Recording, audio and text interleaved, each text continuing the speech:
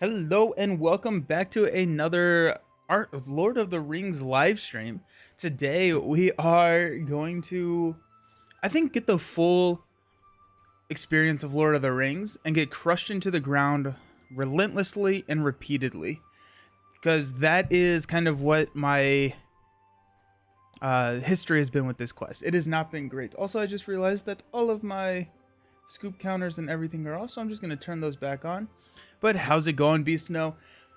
Oh my goodness, yeah. This quest is not easy, and the reason being is I think it has more to do with the randomization of choice that comes out. Basically, there's a lot of combinations that you have to go through in the three trials, and some of those combos can be absolutely detrimental. And then at the end of the game, for a solo player, it feels like this can be very difficult because you get a lot of big bads all engaging you, immediate attacks, and if you can survive that, then awesome. But I actually have not won this quest yet. I have not won this quest, and this is one of the first times I have ever sat down on stream and not have a win under my belt. And so that will be fun. I've gotten very close. I think I have a deck that may be able to do it. And if not, then we will kind of sub in some of these FVP heroes after a while. But I wanted to try without kind of the heroes that we see. Well, we have one that we always see. But without all the heroes that we see every single stream. But this quest is just, you need the flexibility, and like Elrond gives you that flexibility. He allows you to take on different situations and modify very quickly, make tactical decisions and change. And I think that's what this quest requires you to do based on what comes out of that encounter deck. Or actually, I guess what comes out of like these enemies. And I I want to beat it without Elrond, but depending on how high our scoop counter gets, we may do a little bit of deck building and sub back into an Elrond deck, Elrondvillia deck, which they can be fun. They can be fun. But let's actually talk about the scenario first, because I think the scenario is going to be a good starting point for us. The scenario is the three trials. You have a stage one, which doesn't really do anything. You have three stage twos, and whenever you progress to stage two, you pick one of these, and you get to choose. One of them is the Trial of Perseverance. You have to kind of like, actually, hold on. So we got the three stage twos. Each one of those, you're going to choose a random location as well as a random enemy. And the enemies comboed with the locations have an associated way to effectively get these keys, which then help you progress on to the next stage two or to stage three if you completed all the stage twos. So the Trial of Perseverance, you're taking one of these keys, shuffling it into the bottom 10 cards of into the bottom 10 cards of this deck. Whenever it gets discarded, that's when you get to take a hold of the key. Then the associated guardian and location go to the victory display. We have the Trial of Strength. That's when we have to defeat one of the guardians. And then we have the Trial of Intuition, which is when we have to the Trial of Intuition is when we have to get rid of one of the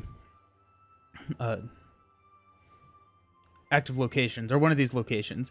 Each one of these locations is really bad, and like on the Trial of Intuition, when we are facing off against these locations, we're not able to damage the guardians, and whenever we are damaging the guardians, we cannot place progress on the locations. And then the Trial of Perseverance, we can clear stuff because it's kind of like a war of attrition at that point. But it has been frustrating getting a combo that does not immediately just kill you, and especially a solo play. I think this scenario would probably lend itself a little bit better to like a multiplayer, because you can have people who kind of specialize in each one of these three trials, and then you can go forward with that. But you have to cover a lot of ground in solo, and that can make it pretty difficult. So and then on stage three, all of the Guardians come back. They engage whoever has the keys, which in a solo game is you. And then you have 1 quest point and then a Hallowed Circle special location that you have to clear has 12 quest points. And whenever you travel here, every Guardian ally makes an immediate attack. Yeah, the 3 trials, Sam. This quest has been brutal. This quest has been absolutely brutal. And it feels like whenever I come close to winning, it is always when I kind of luck into a good combo. And so we'll see how that works. And we're gonna try with this deck, and then we'll try a couple of times, and then if we don't, we'll pull out a Elrond Villia.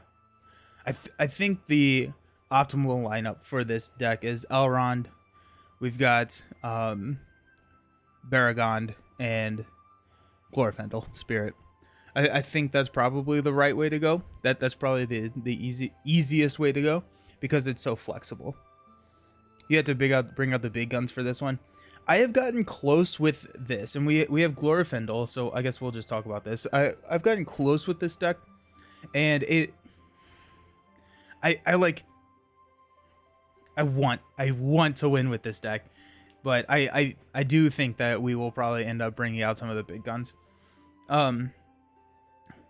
We're playing with Glorfindel. The last thing that I wanted to say about this quest is because you have the immediate attack of the Guardians whenever you travel to Hallowed Circle, and you cannot progress, you cannot win unless Hallowed Circle has been in the victory display.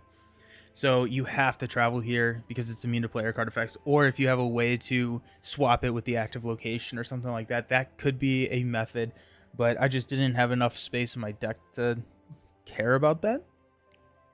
So the way that I see it working is if we can somehow travel, we tank an attack. Now, and then because it's after we travel, we then have to have another attack because the combat phase follows right there. So it's 6 attacks of 5, 4, and 3. And then if we can burst quest, if we can tank the 6 hits, if we can burst quest on the round after we travel, I think we can get there. The problem is tanking the 6, and that's, well, actually the problem is getting there in the first place. But then if you have to be able to tank the 6, and it kind of depends on a tactical decision on where you want to go first. But what I think is you go Trial of Strength last. The reason being is Trial of Strength, you can get a key after you kill a Guardian, and if you kill the Guardian in the combat phase, then you're not getting a key in the encounter or the quest phase, meaning that you don't have to tank 3 hits of Guardians. I guess it would be the same. It would be the same now that I'm thinking about it. It's just when it's tough. Okay, let's talk about the deck build. We'll see where we get, but it's something. It's definitely something. Who did you use, Sam, in the quest? Who were your big guns? Okay, so we got Glorfindel. We got 3 copies of Light of Valinor because we need the consistency of questing, but Glorfindel also has, Elrond was one of them. Yeah. Light of Valinor means that Elrond does not need to exhaust a quest, and then he has that 3 attack that can swing really hefty against these, well, not these, but the big Guardians. We got 2 copies of Asphaleth, allowing us to place progress tokens on locations. Now, some of these locations are going to be immune to player card effects, but it can clear some of the nasty locations in the staging area. And then we got a self-preservation, and there's a lot of ping damage in this scenario. And so self-preservation, you attach it to a character to heal 2 points of damage from the attached character. So a lot of that damage gets just thrown at Glorfindel, and we're going to combo it with a Leadership Aragorn. So Leadership Aragorn is a response after he commits to a quest. We can spend a resource from his resource pool to ready him. So that gives us that additional activation, allows us to quest for 2. We are going to be running a Calibrian Stone, and so we have, you know, the questing for 4 at that point. And then with a 1 resource we can ready so that we have the attack or the defense.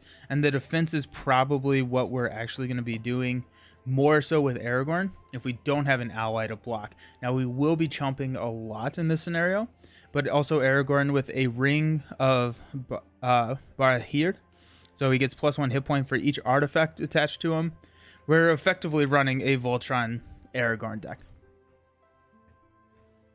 Elrond, Vilya, Glorfindel, and Boromir with Gondorian Fire. Basically every OP card in the game. Yeah. Boromir. Okay. Interesting. Yeah, I was thinking about going with Baragon. But Boromir is interesting. Got the ring. We got self-preservation to help him heal. We've got Steward of Gondor. And then we've also got the sword that was broken. The sword that was broken is going to go here. It gives everybody a +1 willpower, which is going to help with that burst questing right there at the end. And then we're going to combo it with a Grima. We got Keys of Orthanc. These are going to go on to Aragorn. And if Aragorn already has a steward, they may go over here to Glorfindel. Or if Aragorn has the Celebrian Stone, he has that spirit resource, then the keys will also go on to Aragorn. Bjorn and Boromir are excellent in giving action advantage. Yeah. I did think about Bjorn. I thought about Bjorn. I used him last time. But the rest of the deck is a lot of allies. We got Northern Trackers to help clear those pesky side schemes. But they're also pretty good techs against the enemies in this deck. So the 2 defense, 3 life. They're pretty hefty allies. And so they can defend if need be. Over here, we got Wardens of Healings. We got Snowborn Scouts. A lot of really cheap allies because we're chumping a lot. We've got 3 copies of the Sylvan Refugee. So 1 for 2. If we have Faramir, if we have Sword that was broken out, they are a 1 for 4 questing, which is really significant, but also just a 1. We got Envoy. We got our Sneak Attack Gandalfs. And then we've got Threat Mitigation, 2 Test of Wills, 3 Hasty Strokes, and then drawing into the cards that we need with the runes. I've gotten close with this deck. It's all about, honestly, it's a lot of luck in what you draw to start out. If you get something that's going to wipe your allies early, you probably should just scoop at that point. But at this point, we are at a 1426 starting threat. Let's go ahead and fix that.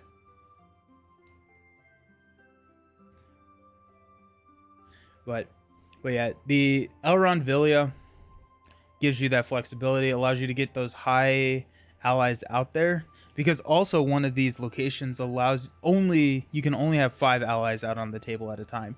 And so that's also why we're running kind of the Voltron deck with Aragorn, kind of beefing him up, and then with the burst questing, the sword that was broken and all of that is really good when you have a flood of allies. But if you get that location last, it's really hard to build up to 5+ allies. So ideally we see that first. Ideally we see the location where you can only have 5 allies first. There's one that deals the Guardian 2 additional shadow cards. And then there's one that whenever the Guardian attacks, you raise your threat equal to their threat. So best case scenario, we get the ally one first. We get the raising the threat on the strength, because I'm hoping to push through the strength and kill the ally or the Guardian very, very quickly when we get there. And then the deal 2 shadow cards for the Perseverance, where the key is in the bottom, 10 cards of this deck. That way, 1, it's hopefully not going to be around for that long. We go to that one second, and so hopefully we're pretty close there. And then, yeah, it's a very tactical game. So it's like I'm sitting here trying to talk strategy, but it all kind of depends on what our opening hand looks like. But I think what we will do is go with a location first and mulligan hard to clear that location. Then go to the Trial of Perseverance, hopefully getting not the threat raising one. But if we go with the shadow one, then we can also just get that key faster. We'll see. We'll see. I know you use digital counters for threat. Did you buy any to buy this? Yeah, I did. Yeah, so I have this guy. This is what I use when I'm not streaming. I just learned that these are magnetic, like yesterday. Like these are a magnetic counter. They're beautiful. They're absolutely amazing. So highly recommend those. I think you got some, right, Beast Snow? It's so pretty. I bought one. Oh yeah, and the black one. Nice. They're so nice. They're so nice. Okay. At the edge of a cursed forest, the Boar Shaman explains that you must undertake 3 trials in order to recover the antlered crown or face death. Each trial will test your worthiness. Guardian spirits watch over the 3 sacred swords, protecting them from the undeserving. Set all 3 guardian enemies keys and borrow locations in the hollow circle aside. I bought 2 for the rare occasion that I play 2-player. Yeah, the other thing that I've seen is I think Jason uses them for like quest points, like when he's playing solo. So the 3 ancient burrows mark the locations of the 3 trials, each resting place of a different guardian spirit. The Boar clan waits at the forest edge for any sign of your victory or your death, of course. Your only option is to press onwards, heading towards the suite to the site of one of the 3 trials. We're going to advance to stage 2A of a quest. Now, I did this a little bit out of order, but we do, in Lord of the Rings, we draw our opening hand before we do any of the scenario setup. So we can look at our opening hand and see if we are going to be a little bit more, we're going to be better off taking a building, fighting an enemy, or going for the questing. So let's go ahead and take a look at that. We are looking for Light of Valinor is really nice for us here. Snowborn, Northern Tracker, keys, that's pretty good. The only issue here is we don't have any of the Voltron pieces for Aragorn. I would have really liked to see a Celebrian Stone. That's tough. That's tough. Because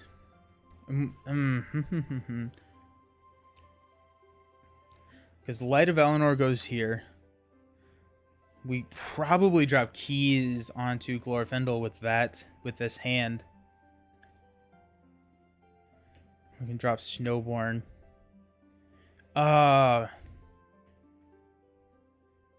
That's an interesting. I think we mulligan this. I think we need more allies that we can chump with, or more Voltron pieces for everyone. What would have been our top deck? Keys. Okay, cool.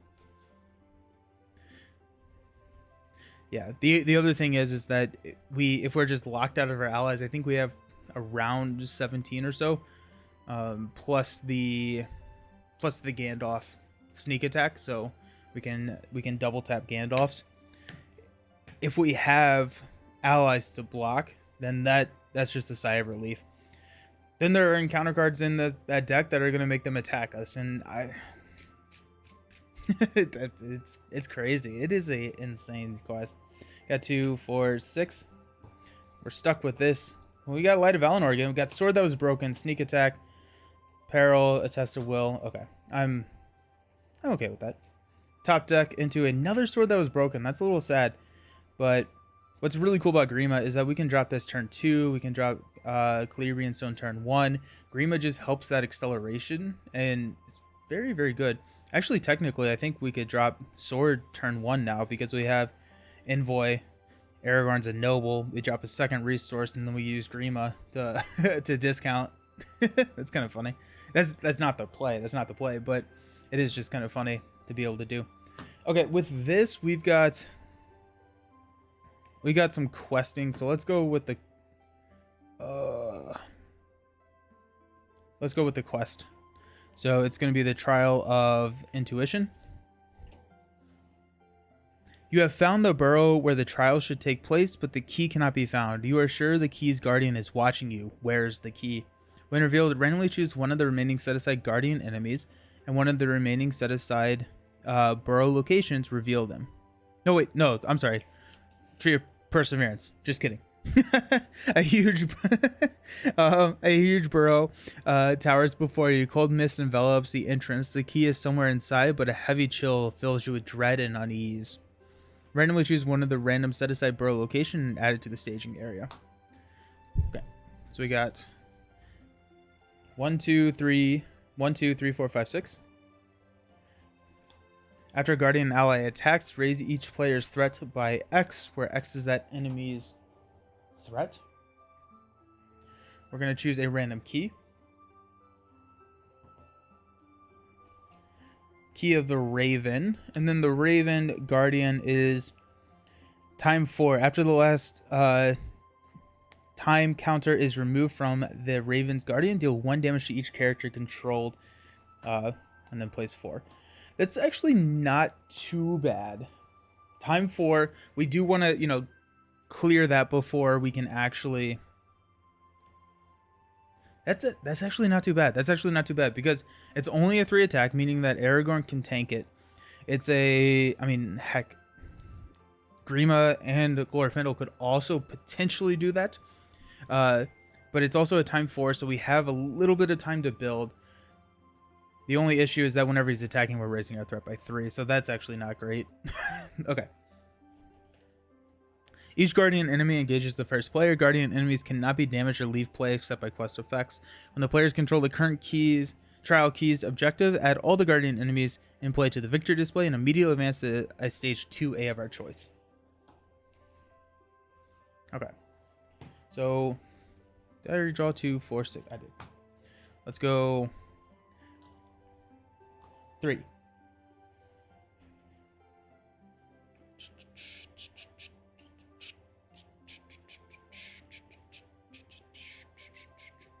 Let's go 1, 2 to play Envoy. We'll give the resource to... Actually, no, we'll give the resource to Aragorn.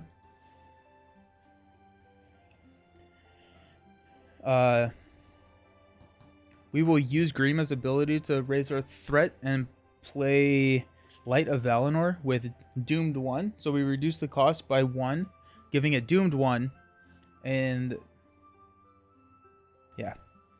And that gives us the ability to keep his resource for either a test of will or a hasty stroke.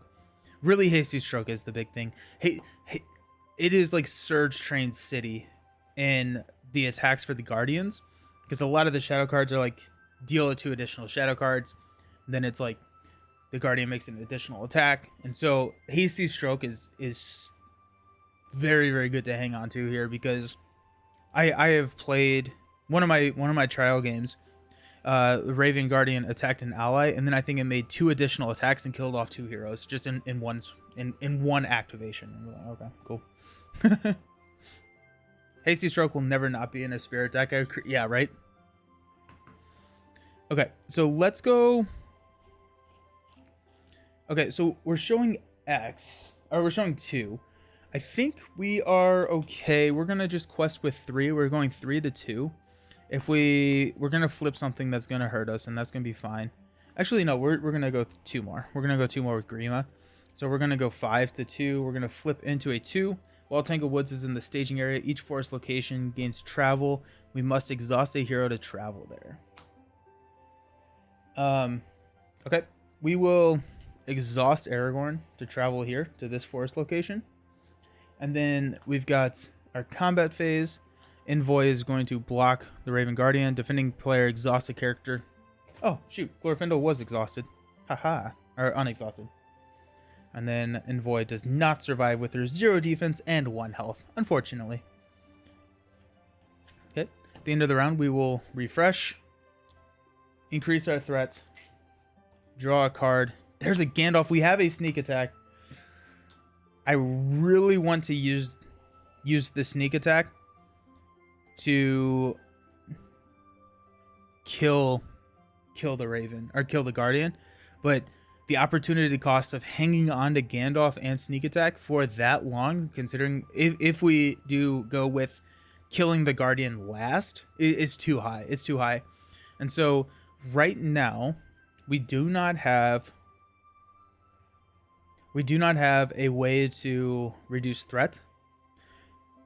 So that actually may be the way that we may sneak attack Gandalf for threat, and then maybe play. Actually, we may draw cards. It would be really awesome if we could draw into a Steward of Gondor or something. Do we do that now is the question. Do we do that now? I think so, because we don't have a blocker. So we'll sneak attack Gandalf in the combat phase, and then Gandalf can block here for against our Raven Guardian.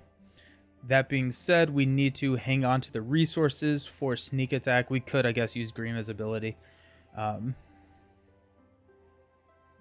like effectively we can't play Sword. That was broken this turn. Okay. So we're showing 2. Let's go ahead and quest for 5 again with Glorfindel and Grima. We're showing 2. We're going to flip into remove. Oh, yeah. We remove the X or the time counter. Remove X time counters from each enemy you play, where X is the number of players. So this is going to deal 1 damage to each character controlled. We're going to hang on to our Test of Will. I think the Test of Will is going to be much better played to cancel the treachery that has them attack. Quested for 5, showing 2. We'll place 3. Oh, and I need to just raise my threat by 3. Where, yeah, this is tough. This is really, really tough. Feints.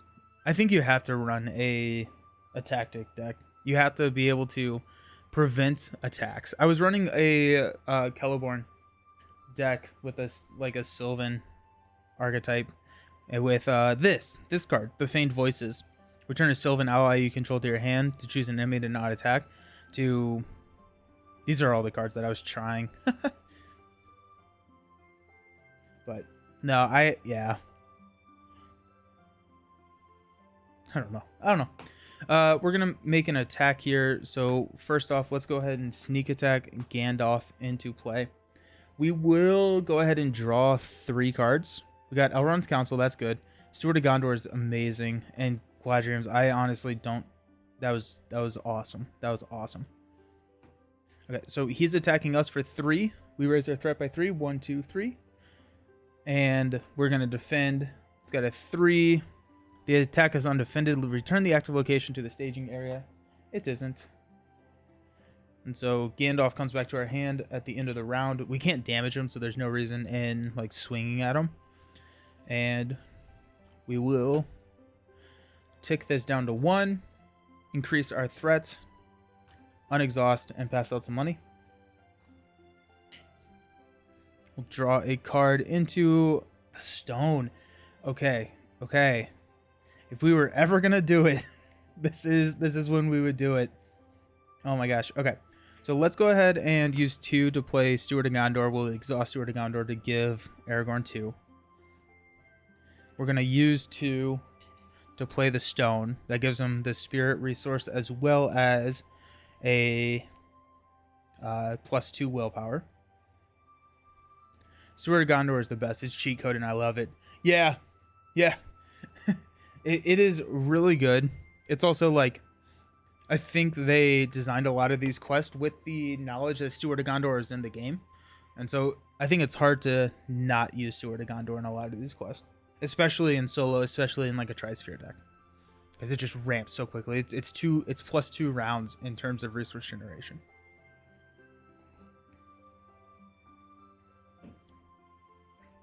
We could drop Gandalf.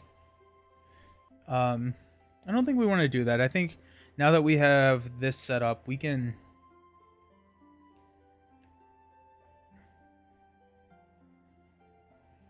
I also just want to hang on to the hate.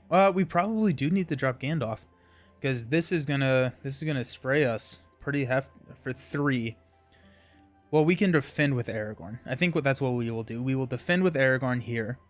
And we have a hasty stroke, so in case it does extra damage, we have a hasty stroke. I don't actually think we're in too much trouble of dealing extra damage right now.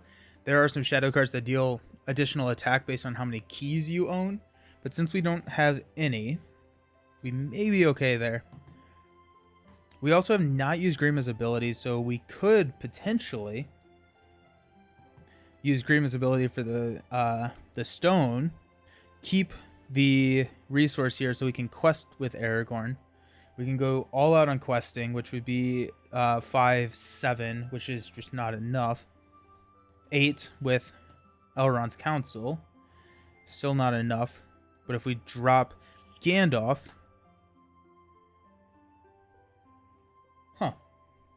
we may be able to push here. It would be risky. It'd be very, very risky, because if we went all out on questing, if we I think we may actually be in a situation where that has to be what we do. We may have to drop Gandalf and quest all out. It would be a 4, 6, 9, 11. We're showing 2. That puts us at 9. So that means if we and we have 7 more to go. So if we flip into a 2, we're okay. We clear this, we get the key, and we get rid of this guy. Another one comes out, which is... No, we can't do that because another one comes out. And I would much rather just defend with Aragorn here on the 3 attack instead of the 4 or the 5. Okay, never mind.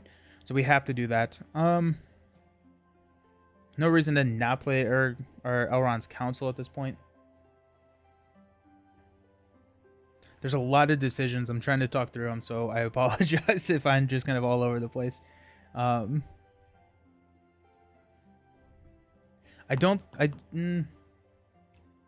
threat's at 35. I'm not gonna use this Doom keyword. I am gonna play Elrond's Council.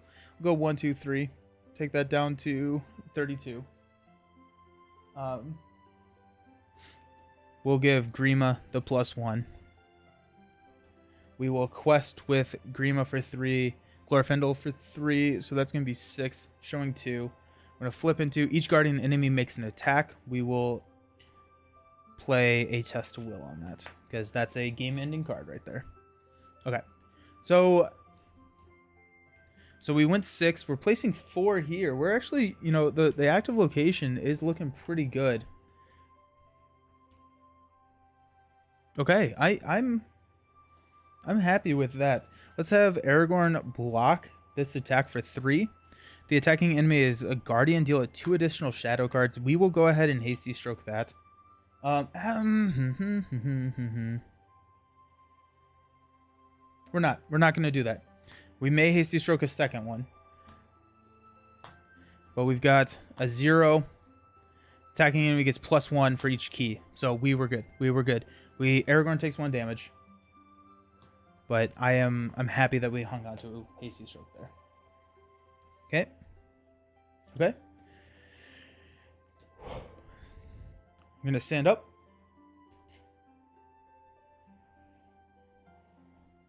We're gonna increase our threat by 3. 1, 2, 3. We're gonna increase our threat by 1. So we're gonna go up to 36. Time is gonna tick down. This is gonna go back to 4. We deal a damage to every character we control.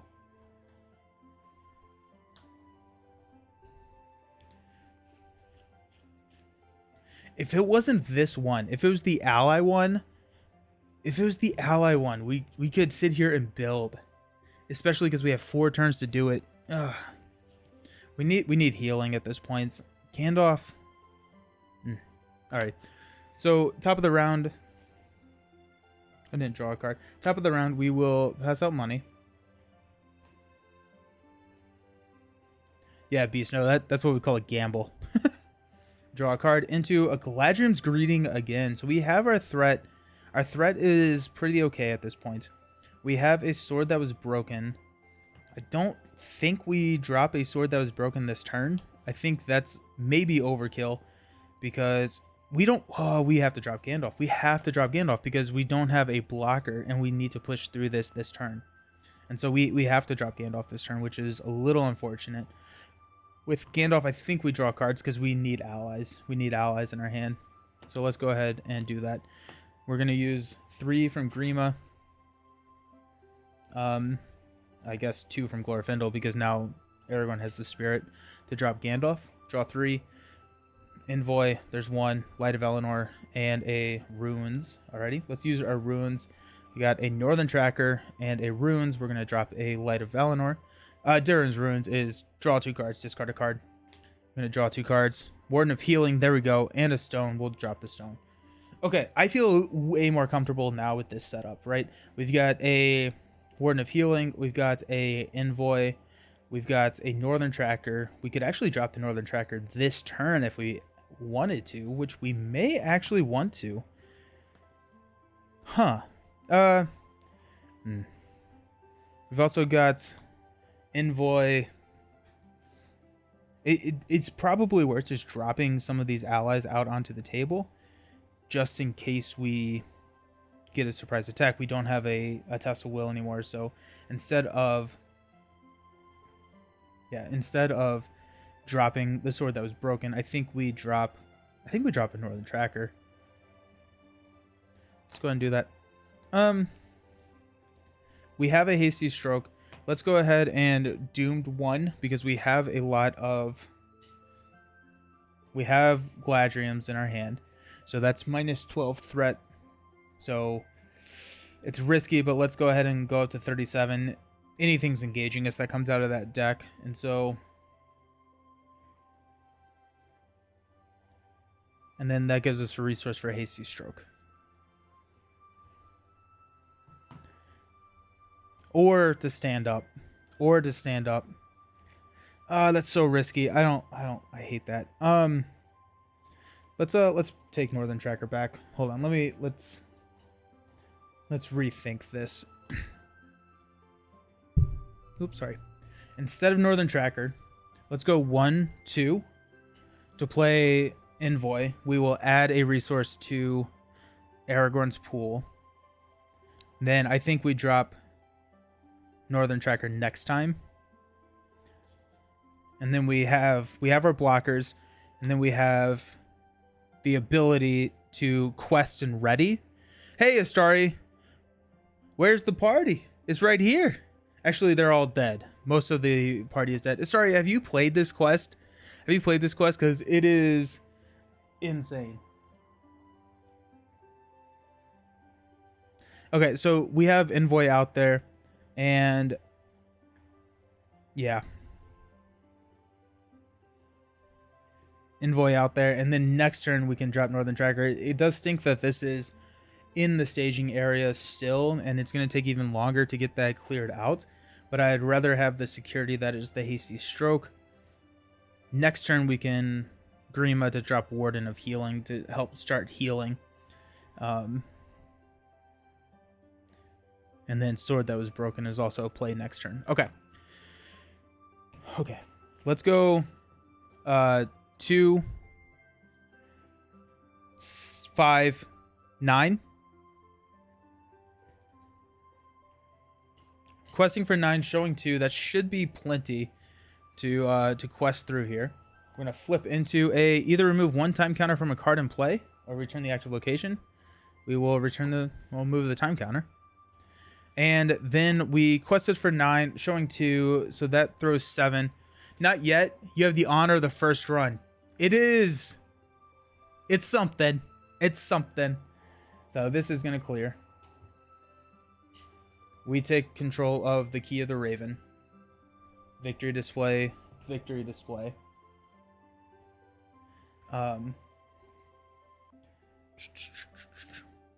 Then we are going to go to the Trial of Intuition. So that's going to be... We're going to shuffle it into the bottom 10 cards of the deck. Are we going to do that? Are we going to go Trial of Strength? We couldn't kill anything right now. I don't think we have the damage to kill anything.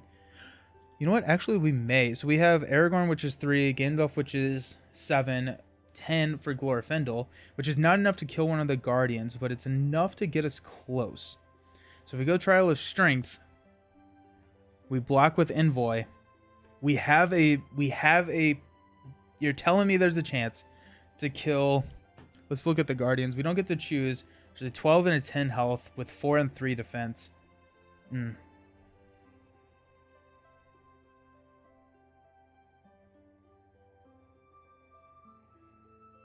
I hate it. I think we have to go with... the Trial of Strength.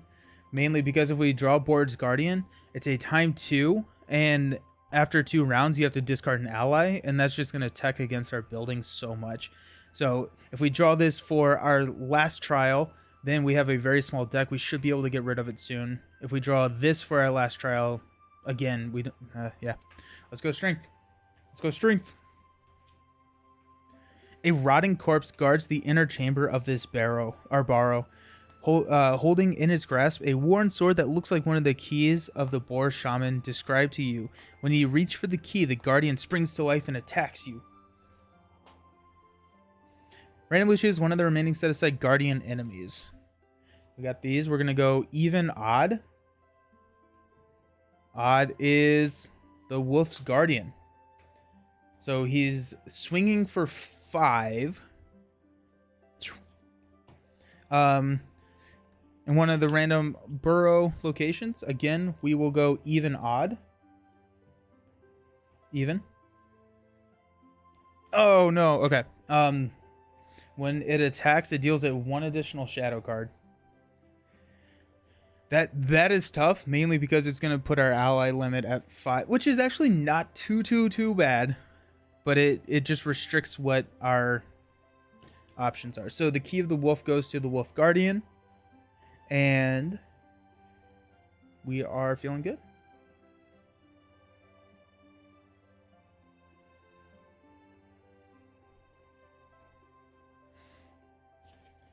Each Guardian enemy engages the first player.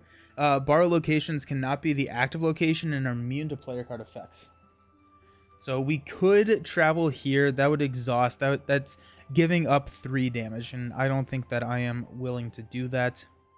So we will not travel because of the Tangled Woods. We have to exhaust a hero in order to do that. So let's go into combat. We're gonna block with the Envoy for a 5. Actually, it gets 2 shadow cards. 5. Defending player exhausts a character they control. Okay, so let's think about this. It has a defensive 3. If we attack for 10, we are dealing it 7 damage, which is a little bit over half of its damage. After that, I'm not actually sure where our damage comes from. We have to draw into a... We have to draw into like another Gandalf, which would be great, but I just don't think that we can.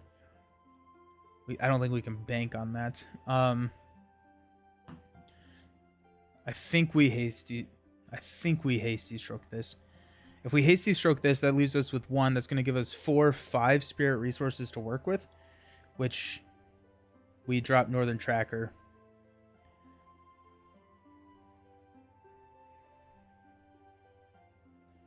Not hasty stroking it does not get us anywhere closer to like the sword that was broken. So let's hasty stroke this.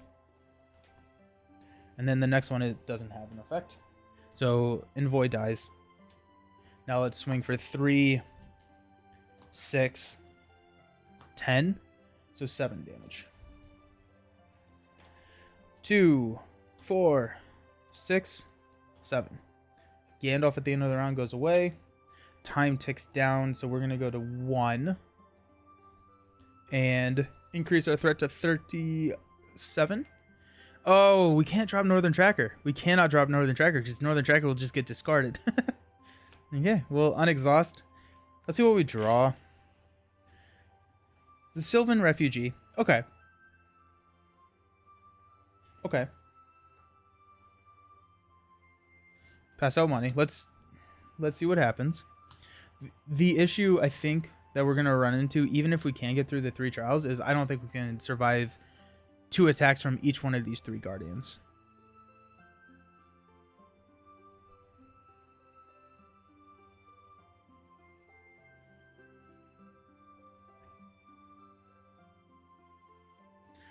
Okay, so I think we drop the Refugee, we drop Warden of Healing. We use Warden of Healing, refugee is going to be... We have to have a chump blocker. Can we drop refugee? We could drop Northern Tracker as well. And we have a chump blocker. We can discard Warden, and we have Northern Tracker on the table. We actually... that's probably the right call. Because we're looking at a defender for the attack. And then we're looking at a time ticking down and discarding an ally. If we do that, we're showing 6. We can't not quest. We can quest with Glorfindel for 3. We may quest with Sylvan with the refugee, which is going to be +2. No, because she gets discarded if I block with someone else. So I need to block with the refugee. So if I go... I'm thinking about attack. What does my attack look like? We have 3, 6, and +2. So if we attack here, if we attack with these 3 characters, we kill the Wolf Guardian. Because it's 3, 6, 8, which deals 5 damage. We're at 7. That's the 12. That's the 12 right there. And then we don't have to discard an ally if we do that. So we could keep Warden of Healing on the table. But if something else comes up and bad things happen or whatever, we do have the Warden of Healing that we could discard if we absolutely have to. But okay, so we're gonna use 1 to play the refugee. We're gonna use 4 to play the Northern Tracker, and then we're gonna use 1 plus Doomed 1 to play the Warden of Healing. Sylvan is going to be our blocker. Warden of Healing will exhaust to heal 1 and 1. Not 1. But we don't have a resource to quest with Aragorn. I think we have to. The other option is we just don't drop Warden of Healing. We doomed the Northern Tracker, and then we can quest with Aragorn that protects our threat. I think we actually need to do that. And if we lose Northern Tracker, that's very, very sad, but it is a reality. We have to take risk at this point. So let's go ahead and give Grima the resource back. We're going to pay 3 for the Northern Tracker. Doomed 1. We already raised our threats. So Northern Tracker is out there. And that allows us to quest with Aragorn. And ready. So we protect our threat here. Yeah. We have to do that. Okay. Oh my gosh. Ugh, it's so intense. So we are going to quest for 3 plus 4 is 7. We're going to spend a resource to ready. We're showing 6. Really, we don't need to place any progress or anything during this trial, but what we do need to do is make sure that we are protecting our threat, which is at 38. The other thing to consider, actually, no, we didn't heal. We did not heal. So we need to pass out the damage back because the Warden of Healing is not. Okay. So Defender, 2, 5, 8 is the damage. Grima could quest, or if we pull another... Yeah, if we pull a enemy from the deck, it attacks for 2 plus a shadow card. Potentially the worst it could do is 3, which Glorfindel can take undefended. So I think we quest with Grima. 1, 2. Up to 9. Showing 6. I'm going to flip into a 3. Travel, search the encounter deck, and discard battle for a spirit enemy and add it to the staging area. So we are showing 9. We quested for 9. We're good there. Our combat phase. I guess we could travel. We're not going to travel to any of these. We cannot travel here. I don't want to get enemies or exhaust. So we're going to just block with the refugee. It's going to be no shadow effect. Oh my gosh. That's huge. Then we will swing back for 2, 3 to kill the Wolf's Guardian. and we get another key. I'm just gonna load them up on. Actually, I guess I can put it on Aragorn. Grima may die, so it Grima's died in the couple other times that I've been close to this. Okay, so we are going to go to the Trial of Intuition. We will take the key of the boar. The boar is going to be engaged with me. After the last time counter is removed. Oh, wait. Oh, the other one was making an immediate attack. It's effectively the same thing. I think I put 3. I think I only put 2 times. So I made it harder. So that's not actually great. But here we are. It is what it is. We're going to shuffle the key into the bottom. 2, 4, 6, 8, 10. So there's 13 cards in the deck. So we should hopefully see it soon. But the Boar Guardian is going to get rid of our Northern Tracker if we don't get another ally out there, which we will have the Warden of Healing. So okay, and it attacks for 4, and then our location is we cannot have 5 allies out as a group, which the boar helps us with. The Boar Guardian is just a friend. He has this discard ally so that we don't hit our 5 limit. That's all he's doing. Okay. Each Guardian enemy engages the first player. Anytime players would place progress on the quest, discard an equal number of cards from the encounter deck instead. Progress is always placed on the active location before triggering this effect.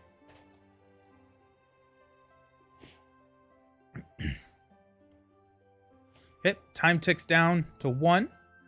We will unexhaust. We need to figure out our threat at some point. We will go up 1. We'll pass out money. I need card draw. I need sneak attack. No, I need a Gandalf. Okay. Okay. So this is where we need to start making some decisions. We have a pretty hefty questing potential. Right? Because if we drop sword that was broken, we're questing for 5, 8, 12, 14. So, I mean, that's a lot of quest. That's a lot of quest. The problem, I guess, is we need defenders, which we could drop Warden of Healing. We need a defender for 4. I think what we do, actually, this is probably what we do, is we play Warden of Healing. We heal Aragorn. We heal Aragorn. Aragorn can defend a 4 attack.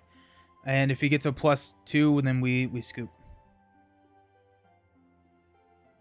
Unfortunately, I think that probably is what is going to happen. But we also just can't...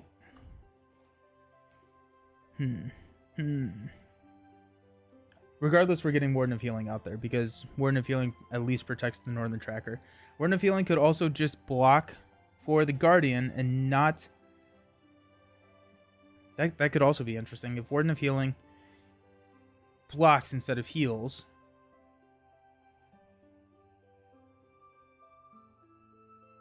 I mean, that's kind of fine. But then we're discarding Northern Tracker. I hate the Boar's Guardian. The Boar's Guardian is so tough. Just discarding one of my allies. It's just such a momentum killer.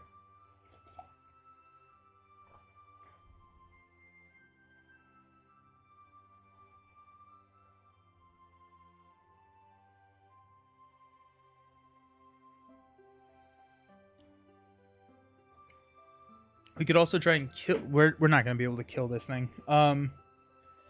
If we block here, we can swing back for 2, 5, 8, 9, which would deal 5 damage. So we would lose the Northern Tracker. It's not...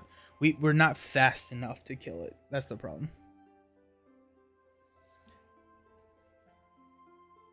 We're at 39 threat. Oh, jeez.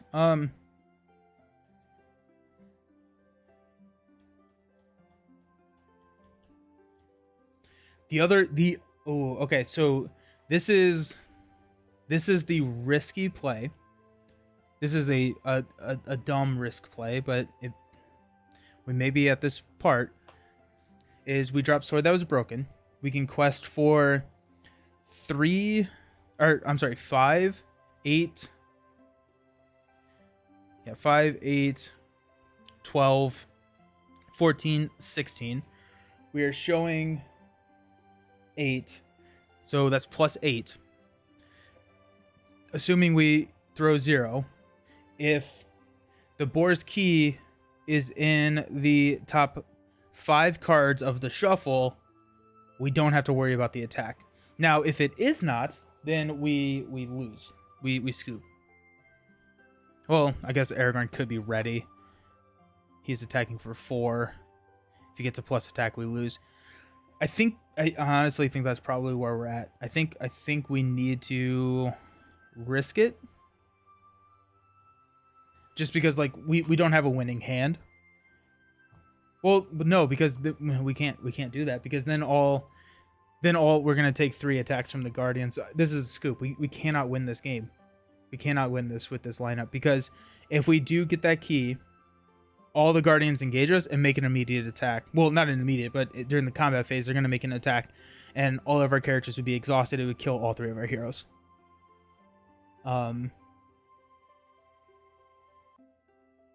We don't have the card draw to draw into what we need.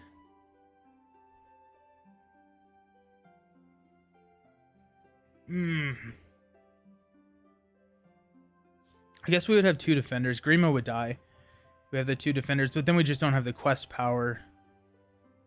We would not have the quest power to get through it, because we were location locked.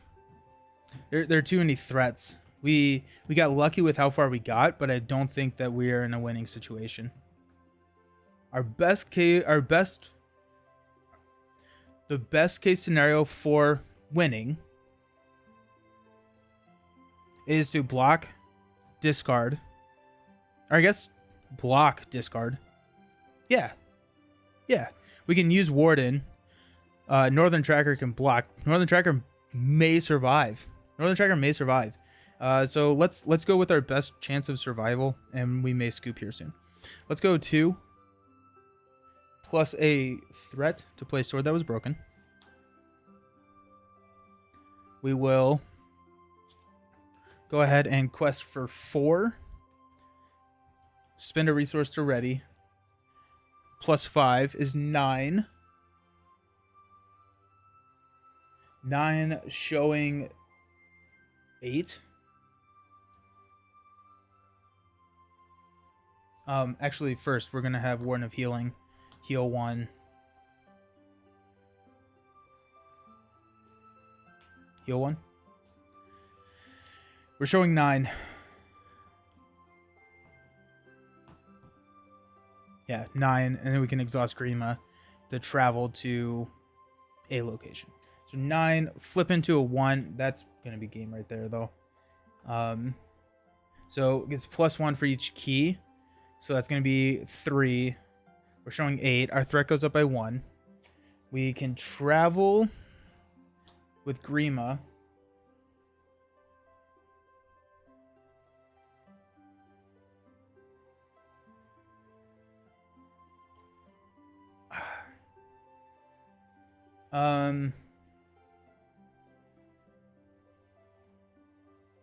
We have to travel, or else we just lose next turn. I think we travel here. Or no, we'll travel here.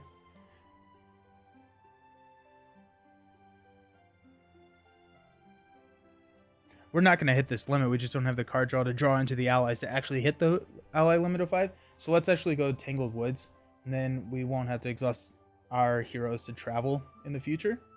So we'll go Tangled Woods. This guy will engage. We will defend Northern Tracker with a Guardian attack, so it's going to be 4. Gets plus 1 for each key, so that's going to kill the Northern Tracker. We will... That has effectively 6 hit points, so we can kill it. So if we take it undefended, it's an attack of 3. Undefended probably kills any of our heroes. Let's do it undefended. +1 for each key. That kills a hero, and we're gonna scoop. I think at this point we will rebuild. I think we're gonna rebuild the deck. It's like I think we could probably get through the 3 trials with this deck, but I don't think we can have 3 more. Or we cannot tank 6 hits from the Guardians with this deck. We need a deck that's faster. We need Elrond. If someone has beat this solo without Elrond progression style, let me know, because I'm really curious to look at your deck build, because that's super impressive. If we have blocked with Aragorn, I mean, like, there's Faramir, there's Ring. Yeah, okay. Let's I'm gonna take a little bit of a break. I'm going to go get some water. We'll be back. We'll do a little bit of deck building, and so that's actually something we don't get to do a lot of with this game on stream. So we'll do some deck building, and we'll come back. We'll come back with our big guns. They came with their big guns. We'll come with ours. Alrighty, I'll see y'all soon. Okay, let's do some deck building, and Astari, challenge accepted. Gonna try and let you know if I can beat it with a solo deck. That'd be awesome. Yeah, yeah. It's a quest. Okay, so what we're gonna be doing is we're gonna run. I think we need to run a tactics hero. We need to run something that can defend. I think we want some feints. We want some damage prevention, and then Elrond. I think we want to run Elrond. Now, Sam was suggesting to run Boromir, which is, I think, a really good call.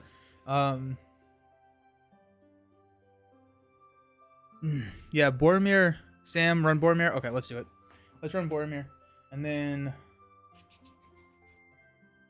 let's get out the big binder of stuff. Check out Gondorian Fire. I can't not say it at this point. I've memed it too hard. The Gondorian Fire as well. Is that the one where you get like the plus attack or for resources? Is it the yeah?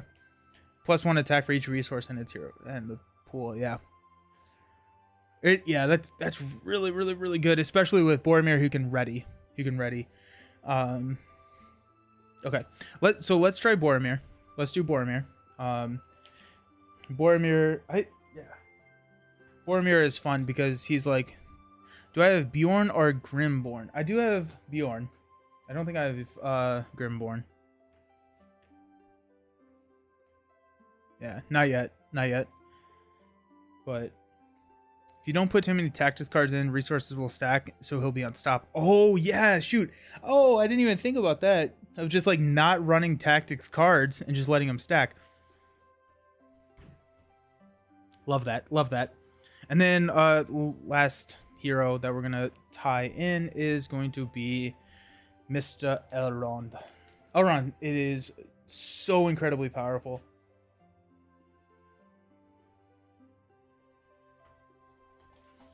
I've pulled out too many cards. I'm running out of sleeves, so like whenever I have a sleeve that has the sticker on it, that means that it goes back into my binder after I am done with it, and I'm running out. Like I've deck built so much and just like trialed that don't have any that I can reuse.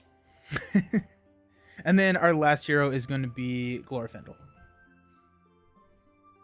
Aha, there he is. So really powerful hero lineup. Starting threat of what, 29? Yeah, so 13, 24, 29. Starting threat of 29. And then we want to be running the Gondorian Fire. We want to be... Oh, geez. Do you use Rings DB or Dragon cards to test decks? I build my decks in Rings DB. I've never used it to like test decks. I live play to test.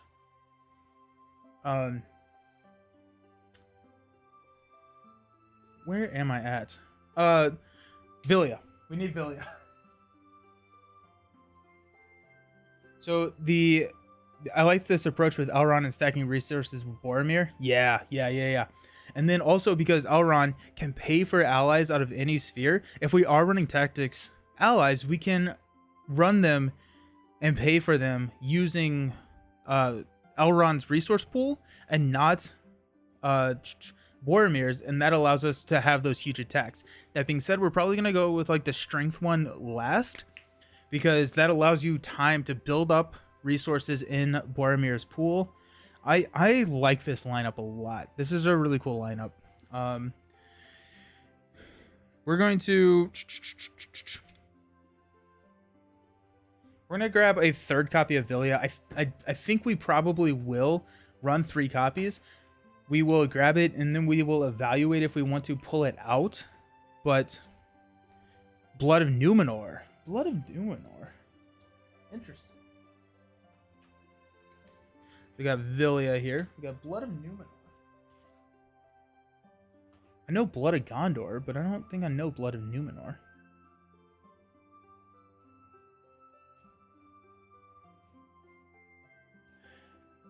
Spend 1 resource from the attached hero's resource pool to give him +1 defense for the end of the phase. Interesting. Very, very interesting. Okay.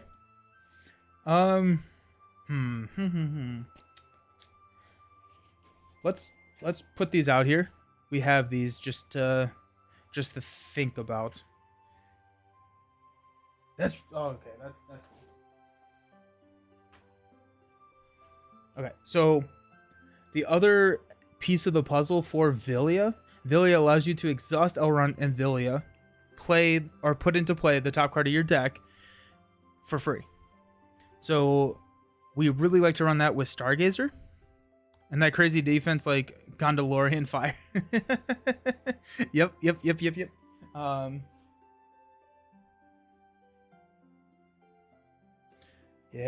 Yeah.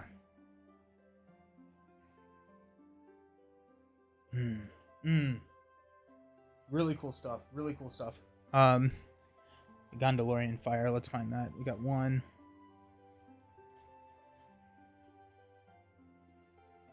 It's insane that that's an attachment.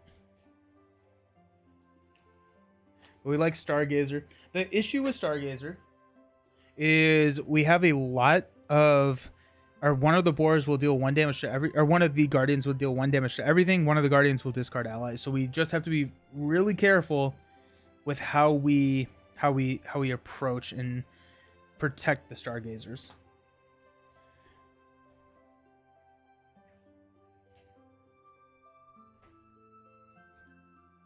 Okay. So I think we're going to grab a third copy of the Stargazer. Typically, I don't like to run 3 copies of the Stargazer because they get redundant. But since we have so many ways that these can just get wiped out, it will be nice to have another copy just in case they do get wiped out. Then we can play again. We can play them again. The Gondorian Fire.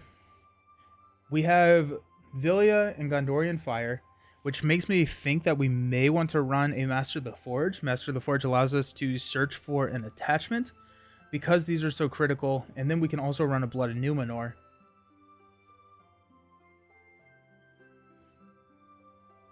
What do y'all think? Master of the Forge? We'll pull them out, at least. Maybe just 2x.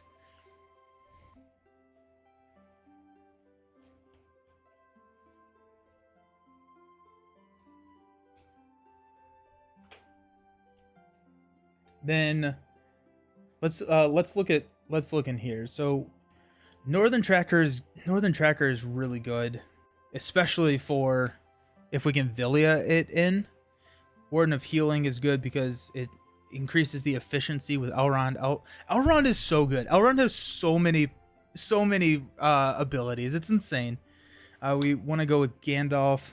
Want to go with Hasty Stroke. Light of Valinor we need. The runes are nice. Council is great, especially with a higher starting threat. We can't sneak attack. We don't have a leadership hero. It's so funny that, like, to me, leadership at the start of the game felt like the one you could not run without, and now it's like that's typically the one I am not running with. The Sword of Gondor is interesting. Sword of Gondor is interesting. I don't think we can play it, but we could put it into play with Villia. That gets a little tricky, but it just ramps so fast. Snowborn, we got Gandalf, Test of Will, Asphalith, Northern Tracker, Hasty Stroke. We got the Refugee. I still really like the Refugee play here. It's just like it's so cheap. It's so cheap.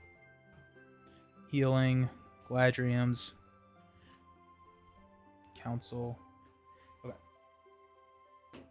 I also really like Unexpected Courage with Elrond and Villia, just because Elrond has a really solid stat line, and so giving him a ready is pretty solid. Gildor is, I really like Gildor with Elrond because you can sneak in an expensive card from your hand. Horn of Gondor is interesting, especially with how many characters are going to be getting destroyed. I think Horn of Gondor may take over for Steward of Gondor. Also, I was thinking Unseen Strike is a really interesting card here because all of the Guardian allies have 50 threat, and so Unseen Strike is always going to be a +3 for any attack. Spearmans are really good. I'm just pulling out cards that I like right now. You play... Hey, how's it going? You play both the other FFG LCGs and was interested in checking out Lord of the Rings. You tried it when it was first released, but a bit underwhelmed. Question though, I looked through the heroes and there didn't seem to be any real ethnic diversity. Quick glance showed a single black hero. Am I missing packs? I have a little more options in that regard. I don't have a ton of... I'm not that far into it, but as far as like ethnic diversity, I think you are probably right. There's not a ton of heroes that are... I mean, like once you get to the Haradrim cycle, you're going to get a lot of people that resemble like Middle Eastern descent. Elves, dwarves. But I think just from like a Tolkien lore standpoint, a lot of his characters are Caucasian or white. So, yeah, I think the Haradrim cycle, and that's a guess.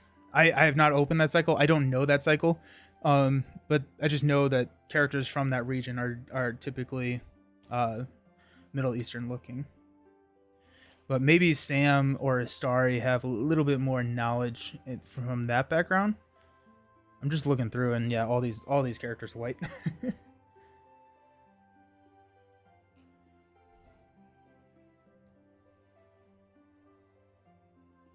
Okay, so what does that put us at? Puts us at a lot of cards. We have a lot of cards in our so far. Okay, we got 2, 4, 6, 8, 10, 12, 14, 16, 18, 20. 2, 4, 6, 8, 10, 12, 14, 16, 18, 20. So we have 10 slots left. Lovecraft had only white protagonists, but FFG has done a great job adding some diversity to the lineup for Arkham Horror. So, yeah. I don't think I started reading one of Lovecraft's work. I never really finished. I didn't really enjoy the Lovecraft story stuff. But yeah, that is a good point, that they have done a good job in adding in ethnic diversity for that game. Let's go Elrond's Council. These are just cards that... Oh, Galadrians. You are right about the heroes in that cycle? Okay, cool.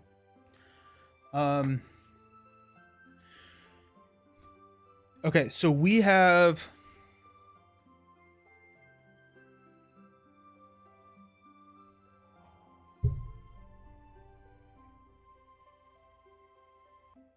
I have cards everywhere. The other thing to... No, we can't really do it. Well, I guess we could, because we can play all of these characters with Elrond's resource pool, but Son of Arnor is interesting. Nope, not that one. Isn't there a card that allows us to swap the active location, or not travel, but get into the active location to bypass the travel effect? If you were underwhelmed, you could check out the repackaged products. They basically contain the cycles and sagas that are generally considered the best ones. Yeah, the recycled stuff with Dream Chasers and uh, the Akmar Awakens. I've not opened either of those, so I can't answer any questions about the diversity in those packs. But those are the new packs, and those are a lot easier to get and considered the better cycles.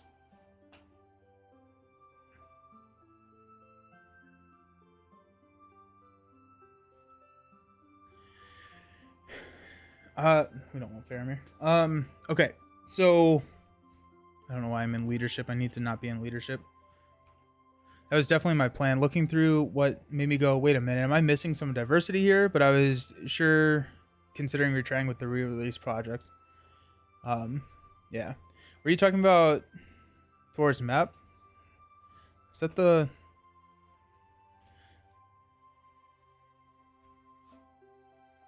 I wasn't, but I'm intrigued now. There's the key.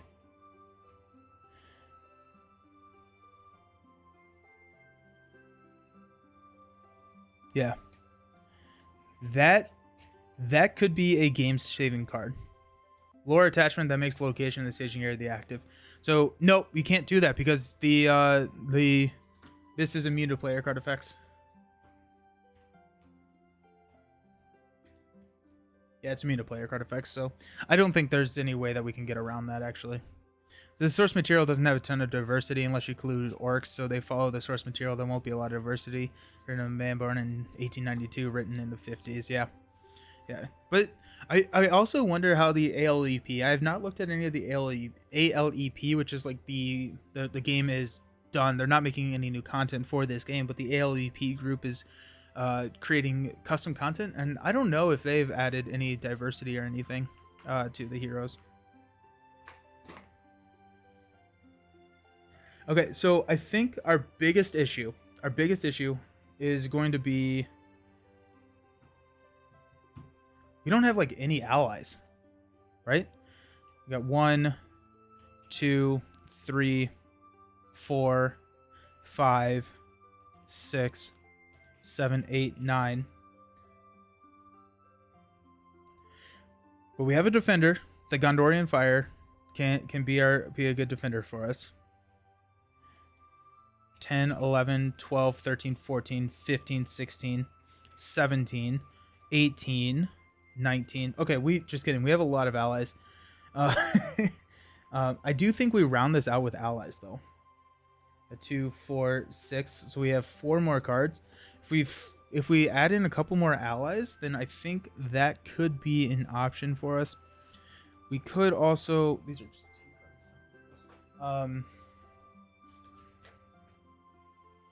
I think Arkham Horror is a great example of that, though. The source material was openly racist, and they just added more characters. They don't want to consume the stream with the debate, but I find, well, there weren't any diverse heroes, then a compelling argument. They could have made diverse heroes now, and FFG clearly saw that need in Arkham Horror. Yeah, I definitely, I agree with you. And yeah, I agree with you.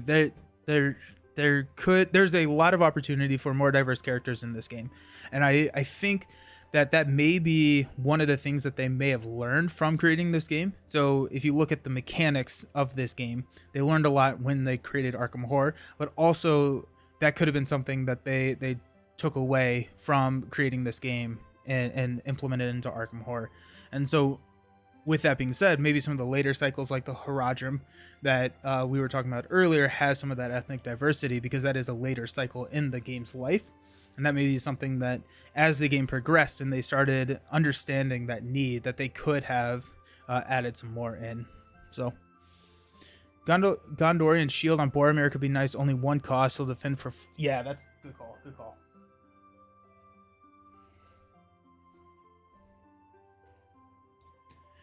And then we have Master to go find it. I agree. I think that they took a lot of the mechanics and kind of refined them, but you can see the soul in both Arkham Horror and Champ. Yeah. And maybe outside of also the mechanics, they took like the ethnic diversity as well and learned from that. I love Ninth Guide, by the way. Whenever she enters play, you get to choose a hero, and that hero does not exhaust a quest. I mean, like, I was getting absolutely rolled on when I was playing my Celeborn deck, but I am really excited for playing more Celeborn. And it looks like the next couple quests in this cycle have a little bit more. They're not as difficult as how brutal this quest is, and so I'm excited to run into the Sylvan archetype a little bit. Okay. The Gondorian Shield. Hey, thank you for the sub. I appreciate it. Happy Wednesday. We got 2, 4, 6, 8. Okay, so we got 2 more cards. We have Horn of Gondor, which is our resource generator. Do we run Steward of Gondor? I think we may. I think we may want to run Steward of Gondor. Because we have Gildor, we have the Stargazers, we could easily sneak it in. And it just... Or Blood of Numenor, actually. But, okay, no, if we run Steward of Gondor, we can throw Steward onto Elrond and, like, or Steward onto Boromir and Horn onto Elrond, whichever way they come up. And then we have the resource generators for what we're paying for, and then to go OP Fire and Blood. I think I'm going to pass on Blood of Numenor, especially because we have the healing with the Wardens. And so if we have Boromir defending for 4, he shouldn't be taking that much damage. And then we have healing. So Blood of Numenor, we're going to pass on that. And then Sam Astari, what should I do? Should I run Steward? Just finish it out with the Steward. Questing could also be an issue here. We may not have the best questing potential.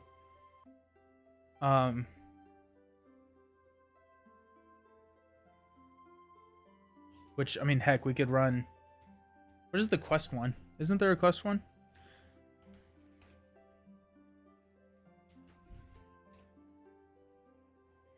Leia the Nemeril. No, that's choose a spirit hero, which could be Glorfindel. Steward's nice, but I wonder if you'll need it with Vilya on the table. Yeah, that is true. I forget how powerful and how fast Vilya is. So you're right. You're right.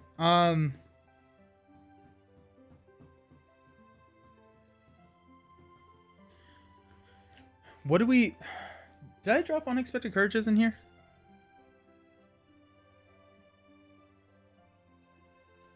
Because if not, those are definitely the ones that we're adding.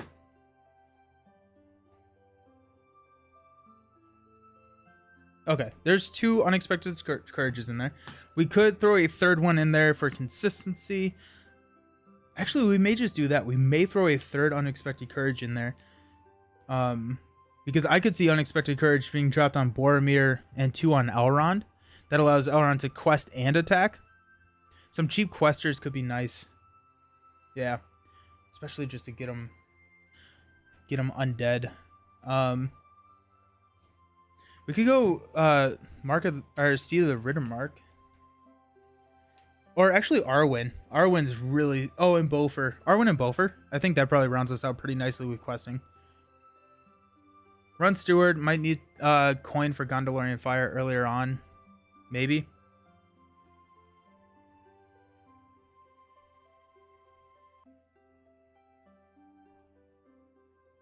This is what I love about this game. Is that it feels like... Oh, it's so good. It's so freaking good.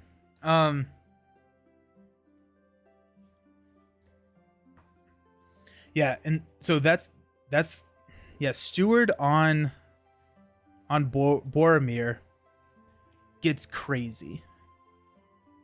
Arwen's nice. We'll give Boromir extra defense. I think I'd rather do that, and I think instead of Steward, I think we don't throw the horn on Elrond. We throw the horn on Boromir. I mean, hashtag thematic, right? That was so dumb. We throw the horn on Boromir just to help build up that resource pool really quickly. But I mean, honestly, like once you get a shield on him and 3 resources. Oh wait, no, that's the attack. That's the attack. I'm not thinking of defense.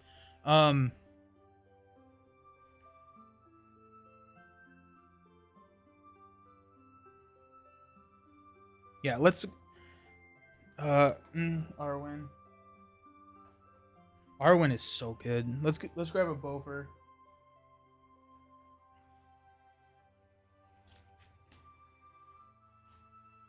My initial lineup for this game, and I really like this. I really like this lineup. It did not work at all.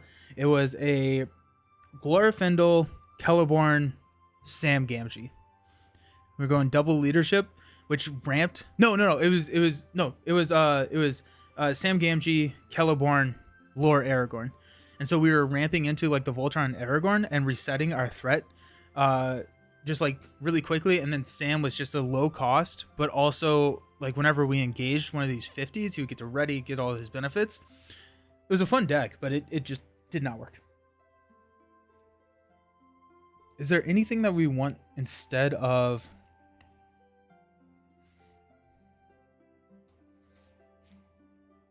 Steward is nice. Let's see what happens without Steward first.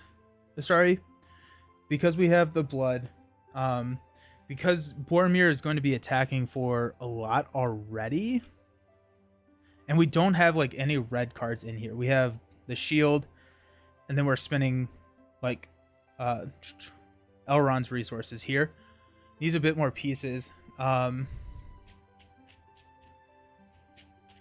Sylvan. I was like, what am I missing? I thought I had everything.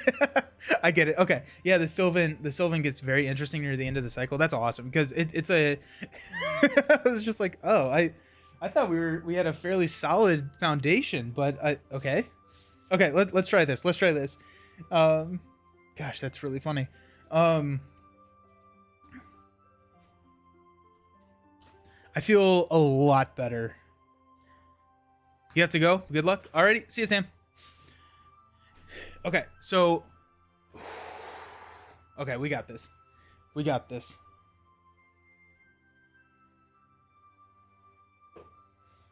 Okay. We'll check the video on YouTube when it's on. Nice. Yeah, we'll it should only take us like 20 minutes and we'll knock this thing out. That's the other thing is we also have a really high health pool at this point. So Grima had only 3 health, which was pretty tough with the dealing 1 damage to every character. Grima helped us ramp really quickly, but Elrond's filling that void and helping us ramp with the Villia build. So kind of the same deal. Our main mulligan priority is Villia. Villia is what we need. And then if we can get a Stargazer on the table turn 1, then we are actually turn 2, because we can't with Glorfindel.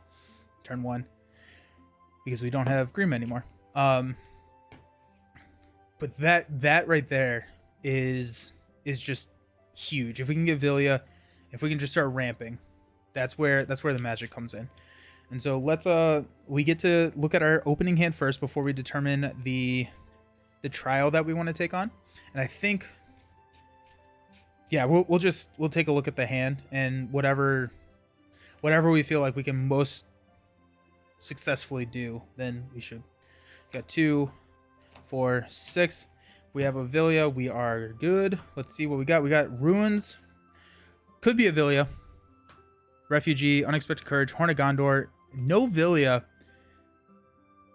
We're gonna mulligan. I think we have to mulligan this hand. Horn of Gondor is nice. Gets Elrond. We can drop. We can modify it, but if all the Villias are on the bottom of the deck, which statistically is possible. Let's see what we would have drawn into Light of Valinor, and then the Ruins would have given us a Villia, and oh dang, that would have been like the perfect hand. Okay, cool. Well, here we are. Nice. Okay. Bummer. But I still think if that comes up and we have Darren's Ruins again, we make that same exact decision. I think we really want Villia. We're running 6 copies in a 50 card deck, which I think is I think I did the math. It's around 69% chance that we see it in a mulligan +1 card.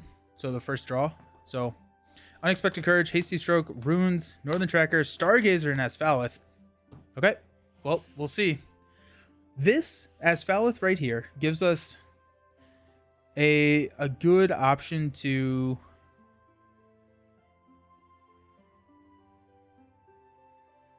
Yeah, as Falith lets us quest fairly decent against the locations. We also have a Northern Tracker, which can quest against locations.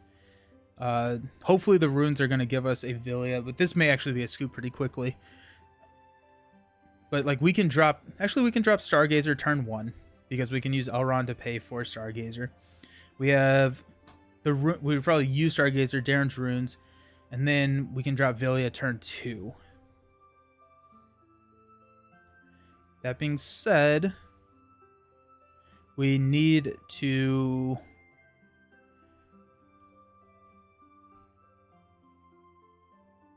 let's do the trial of questing through the quest. That's so tough. That's so tough. We do have an unexpected courage.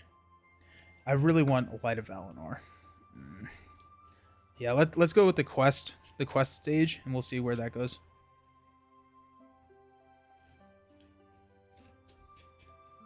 All right. So we're gonna go with the Trial of Perseverance. She's one of the set aside burrow enemy or locations. Got 1, 2, 3, 4, 5, 6, 3. Gets +1 attack whenever, or +1 shadow card whenever they attack. We'll take a random key. Oops, sorry. 1, 2, 3, 4, 5, 6, 2. 1, 2. Key of the Wolf. Uh-oh. I think that's not good. Okay, that's 5 attack.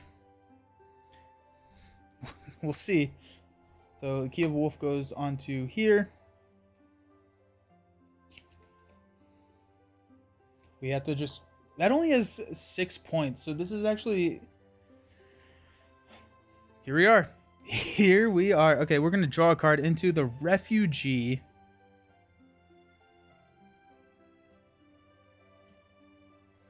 Actually, I need to reset my threat.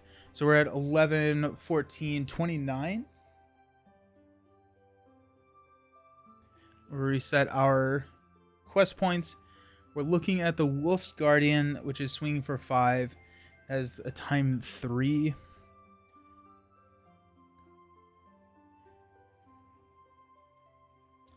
I think we have to just runes here instead of dropping the Stargazer, because this thing's going to attack, and I think we need to block with the Refugee. So I think we throw the Refugee on the table. We can play Stargazer next turn, but I think we use our runes first. And yeah, we use our runes. We're going to draw into a Villia. Let's go. Yes. And a Spearman. Okay. Oh, heck yeah. Let's go. Okay. Let's go Elrond and Boromir. No, wait. Glorfindel and Boromir to play Villia. We've got Villia exhausting here to play the top card, which is a Gladrian. That's not bad. Ooh. Oh. So we're down to 23. Oh my gosh. Let's go. We also have a defender here. It's a 5. I really hate that. I don't like that at all. But it is an option. We could do that.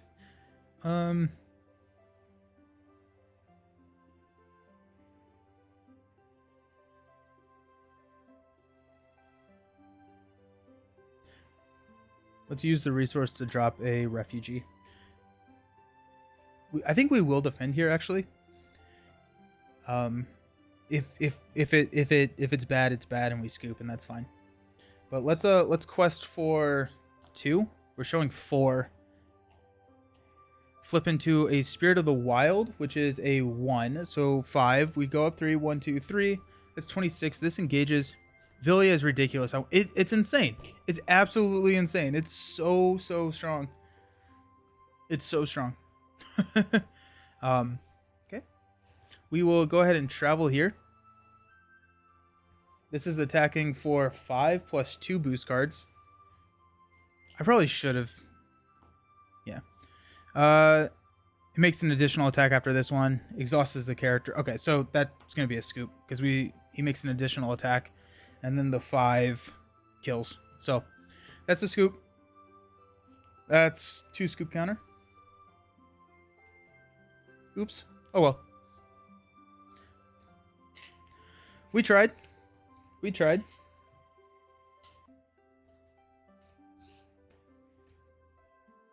Yeah, the additional attack, I think I did have a hasty stroke. Probably what I should have done is just had Boromir defend. I don't know. That was just a tough start.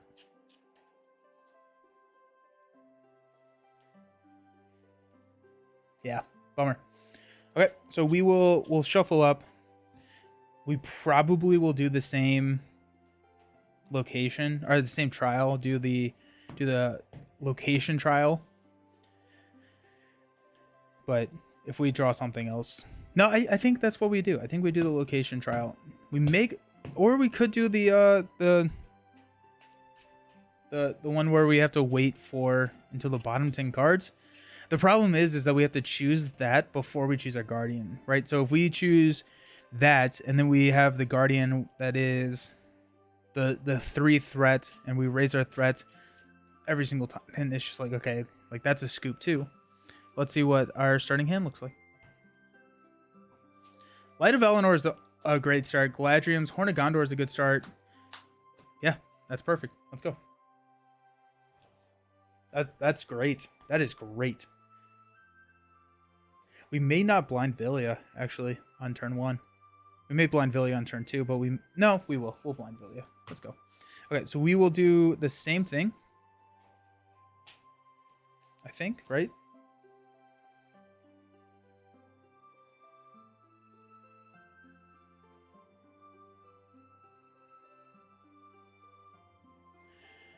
Yeah, the questing through is probably the best option we've got to start us out. We can't really, well, we could attack. We actually do not have a bad,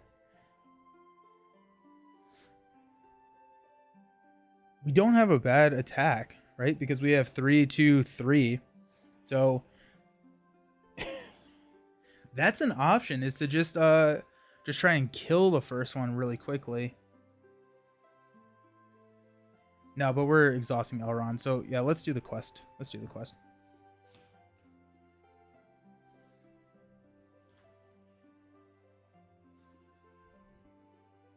Okay, so we'll shuffle these up. We get to choose one of these at random. Got Guardian enemy attacks, deal 1 additional shadow card. So the same one. We got, I guess we have to shuffle the keys. Oh yeah, I should have rolled the dice. Key of the Raven. Is that the same one? No, it's not. I don't like the Key of the Raven. 1 damage to each character the players control. So gives us some time. I'm happy that we don't have to kill this Raven, because killing the Raven would be pretty rough. I'm going back to the deck build. It may have been smart to include like 2 copies of the Rivendell Blade, because like Glorfindel and Elrond could attack with a -2 defense. That could be pretty good. Okay, first card is another Light of Valinor. Not what you wanted, but it's actually, I guess, good to not Vilya that. 2, 4, 6, 7. I think we blind Vilya here. Let's go to the drop of Vilya. Blind Vilya. Let's go. What's the worst that could happen? Haha! We save a resource. Let's go. Nice. Okay, now we have 3 Light of Valinors in our hand. And open. That's dumb. That's dumb. Okay. Alrighty, we're gonna quest 3 to 4. We could quest 4 to 4, but it raises our threat. Yeah, so we'll go 3 to 4. I don't think I ever shuffled this, actually. Maybe I did.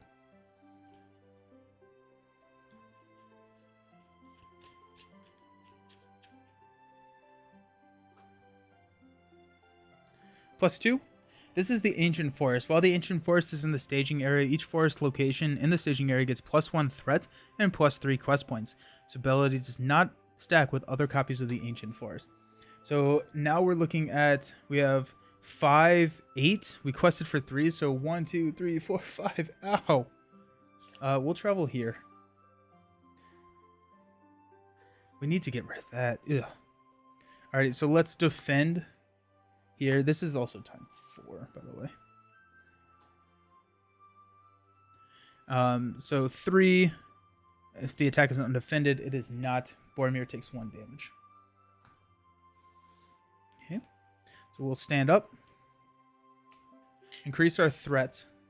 We have a Galadriels. We do. Okay, that makes me a little bit more comfortable. Pass out money. Draw into a test of will. Interesting. Let's go ahead and let's go Vilya again. Give me an ally. There we go. Okay, I'll take it. With that, we're also going to use Boromir to play a Horn of Gondor on Boromir. Actually, you know what? We're going to play a Horn of Gondor on Elrond. I think, yeah, because we can just let Boromir's resource pool build up, and we don't even have a fire yet, so we have enough to play a greeting. We have enough to play a healer. We have a defender here.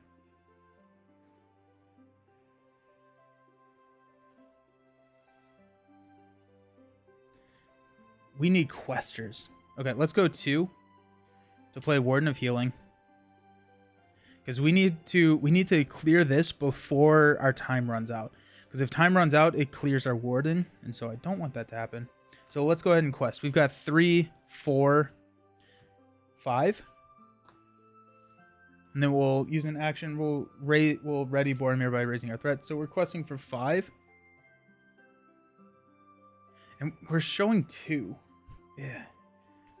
We flipped into a... Or we're showing 3. We flipped into another 3, so we raise our threat. I think we lose this, actually. I should have traveled to here. Because now we're showing 6, and we just don't have the quest power. I guess we could quest through with Elrond. Or not Vilya, and quest through with Elrond. But I think we're in just a lot of trouble here. Yep. Okay. So we're going to attack. We're going to defend with the Spearman. Attacking enemy as a Guardian, deal at 2 additional. Deal at 2 additional. Okay, so this is how I do this. Gets +1 for each key. +1 for each key. Deal at 2 additional. It's +1 for each key. And 0. So I got 2, 4, 6, 7 shadow cards. The Spearman very much dies. But it's like that, it can just snowball so quickly. And that's what I think is the more frustrating part. Horn of Gondor is going to trigger, so we get a resource. We will stand up. Increase our threat to 38. I don't think we win this unless we draw into a fire. We'll pass out money.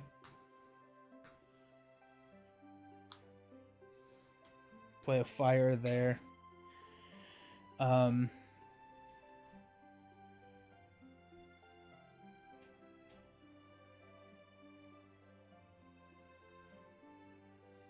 This is at 2. Let's go 4 to play Northern Tracker. And we're going to have to... yeah, we're just going to have to wish for the best. So we got 3, 6, 7. That places a token here and here. I really should have traveled to the Ancient Forest first. I think that was a blunder on my part. So we got 7. We're showing 6. We can go. We lose this game. We lose this game. Yeah, because that's another 3. Let's scoop there. Because this just kills because it's 3, 6, 9, and we just don't have the questing power to get through it. And everything has +3 quest points, so Northern Tracker is not going to clear it anytime soon. And we just lose because this is going to start killing our allies. So, oh, we could have blind Vilya into a Gildor. That would have been nice. Oh well. Okay. Scoop counter 3, but we are learning, and that's the important part. Is we're kind of learning what we need. You know what? I'm wondering if maybe we don't go with the quest first.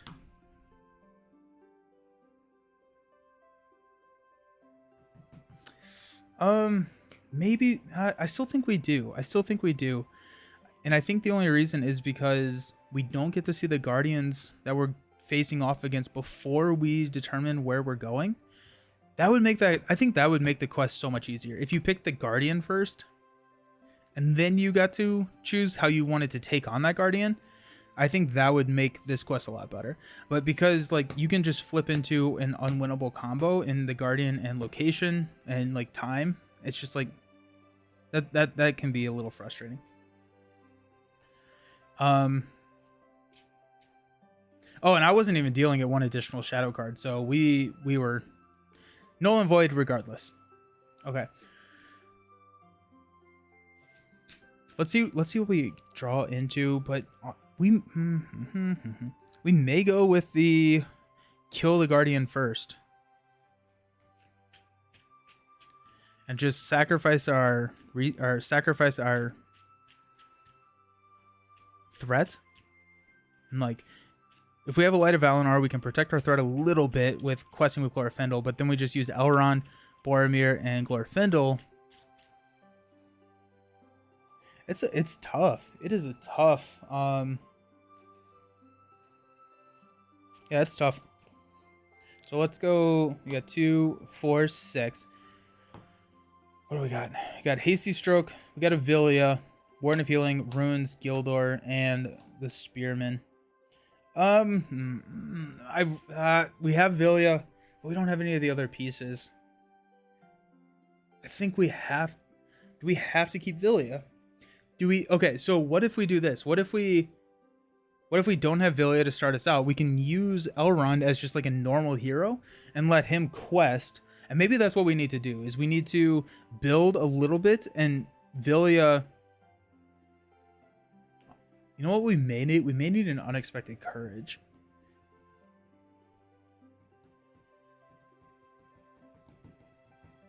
I can't believe I may mulligan this hand.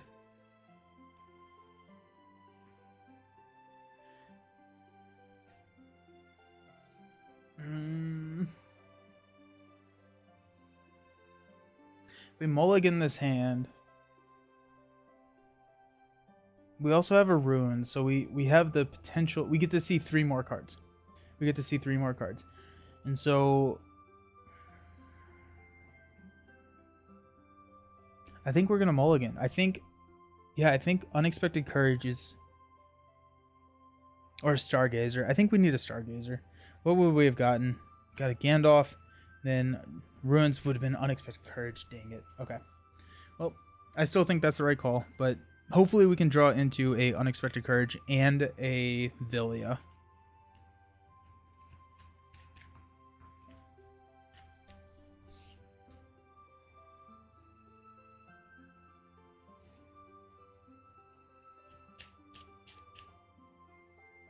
Hit 2, 4, 6. See what we got. Got Elrond's Council, Runes, Horn of Gondor. There's a Stargazer, a Gildor, and a Light of Valinor. I'm okay with this. I'm pretty happy with that hand. Well, I guess I have to be. So here we are. For doing that, we go quest first, because we can quest pretty heavily with Light of Valinor. Or maybe I'm thinking about this wrong. Maybe since we have the ability to quest fairly decent with like Elrond's Council, Light of Valinor, we don't quest. We don't go for the quest trial. We go for the attack trial, because here we can quest for 4, and then we can swing turn 1 for 8.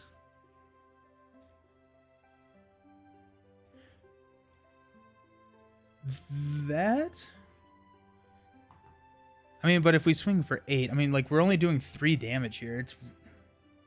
Let's do the same thing. Let's do the same thing.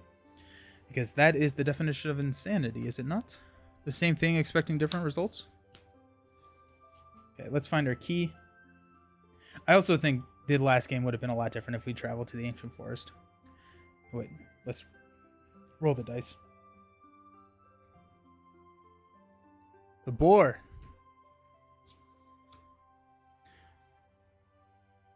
Yep, that's not good. The boar is really, really, really bad for us.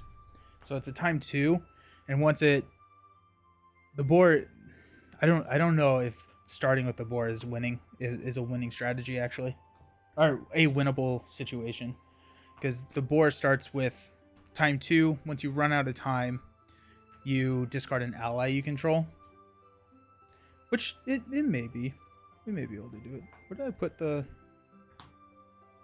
There it is. But it's also a 4 attack. I'm going to roll into a 6, which is the ally one. Okay.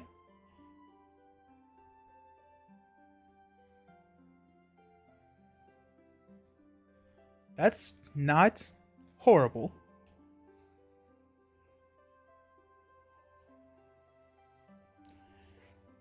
That's not horrible. That's not horrible at all.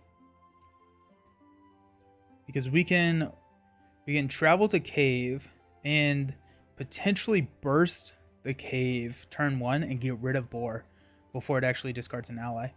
Now, Villia is so good though. Okay, let's see what we got. So this is our opening hand. We get to draw a card, which is a fire. That's pretty good. That starts that. That solves our late game. Let's play our runes. So we get to draw 2 cards, Spearman and a Light of Valinor. We'll discard a Light of Valinor because we already have one. Okay, let's spend 1 resource to play Light of Valinor on Glorfindel.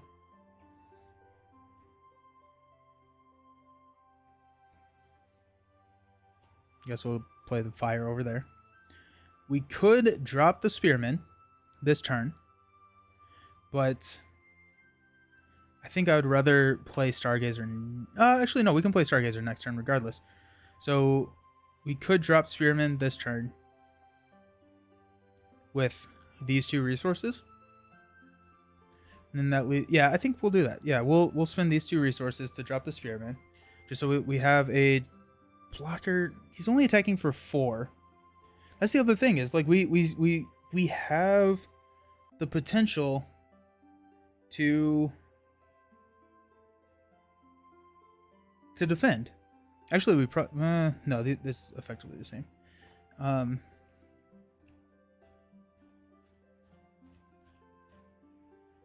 We'll drop the Spearman. We're gonna use Elrond's Council next turn because we want to burst through this.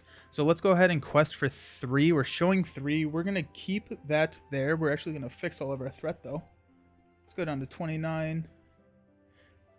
We're gonna take the hit to the threat and flip into deal 1 damage to each non-unique character in play. If the players control 3 key objectives, it gains Surge. Bummer. Okay. Well, that happened. So we actually don't raise our threat. We will travel here. The boar is going to attack. We will defend with Boromir. So it's going to be 4. If it destroys a character, remove a time. Also, yeah, we need time. And so Boromir is going to take 2 damage. And we will be at the top of the round. So at the refresh phase. So we unexhaust. We will increase our threat to 30. We get to draw into a Galadrium's. Pass out some resources. 2, 3. And also time is down. I think we don't play Stargazer now. We have to burst through 8. And so if we play Stargazer and we don't get through that 8, we have to discard Stargazer. Which is just not good. Not good. If we go Elrond's Council and we do get through it, then that's great. But Stargazer, I think we drop Stargazer next turn just to protect her a little bit. So let's play Elrond's Council. We'll give Glorfindel the +1 because we also have another Noldor character. So 1, 2, 3. Requesting for 4, 7, 8. So if we flip into a treachery, we are good. 4, 7, 8. Each guardian enemy makes an attack. Okay, well, there you go. That's going to be game. Well, actually, I guess attack of 4 +1 for each key. So we have 0 keys. So what was I thinking? I don't actually know what I was thinking here, because I didn't have an answer to that. We got really lucky. We got really, really lucky, and we clear this. But, I mean, we're getting another Guardian, and we can't tank that hit. So, that, I mean, that's a scoop right there. I don't know what I was thinking. I really do not know what I was thinking. Because regardless, a new Guardian ally or a new Guardian character comes out, and like oh, I guess I could block with Boromir by raising my threat. But if we don't have a healer soon, we die. Okay. Well, I mean, let's see what happens. We push through. We get a key. This thing goes away. Let's go to.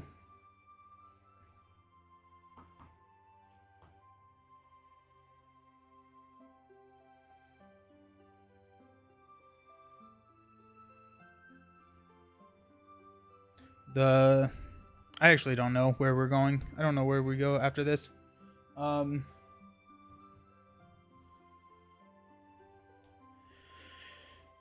Strength or intuition? I think.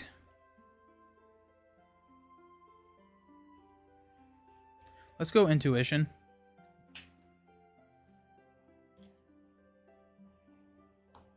So we'll take a key. Go even, odd. Even.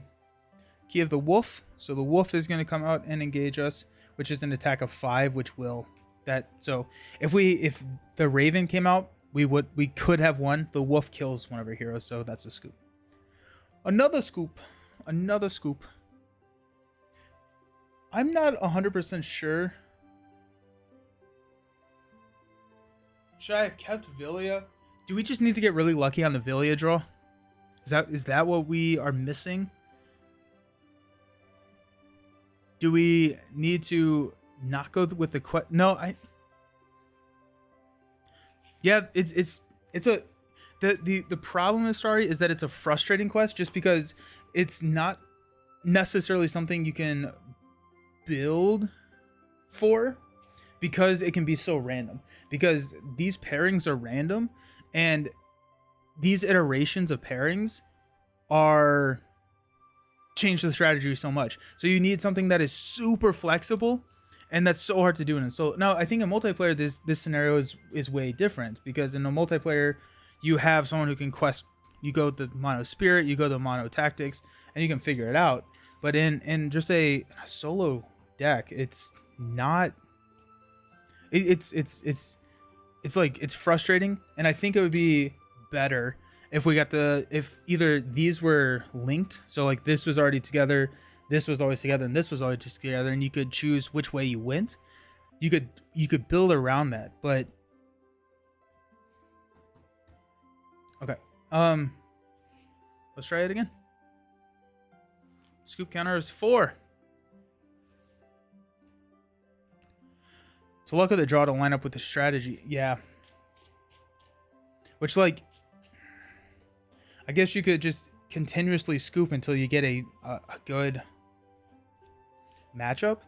Like, you just like I'm going to mulligan until we get Villia, Stargazer, and this Guardian in this location, and just like have your scoop counter at 90 or whatever. But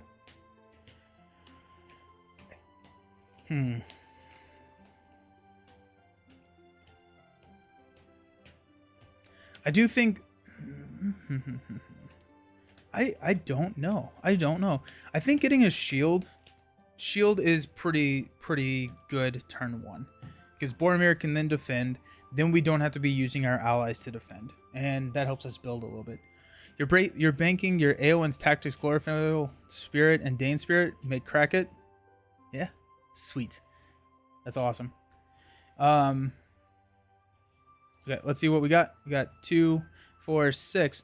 But the shield on turn 1 for Boromir, I think, would be really good. Would be really, really good. We got Villia, we got Horn, we got Arwen, we got Asphaleth, we got Star. Okay, well, there you go.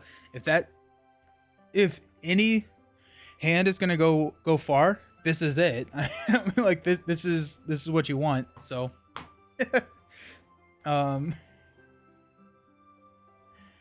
that being said,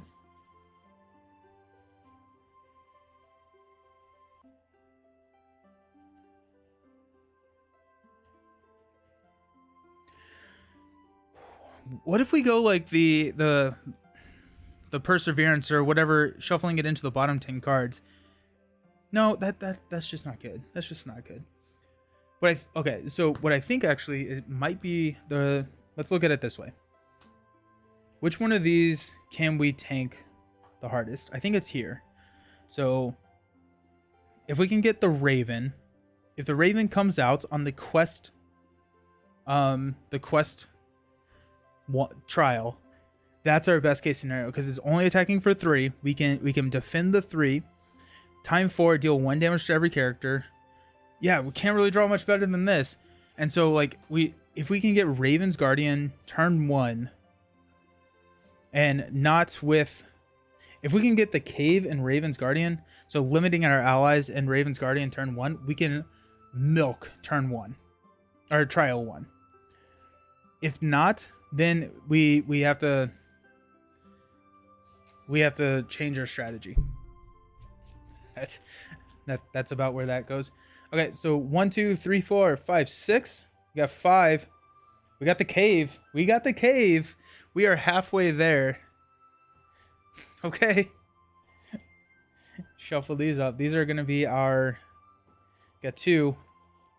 Key of the Boar. I think the Boar is probably the worst one for us.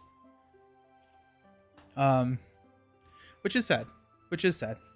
The Boar is a 4 attack, and then time 2, we discard an ally after time 2.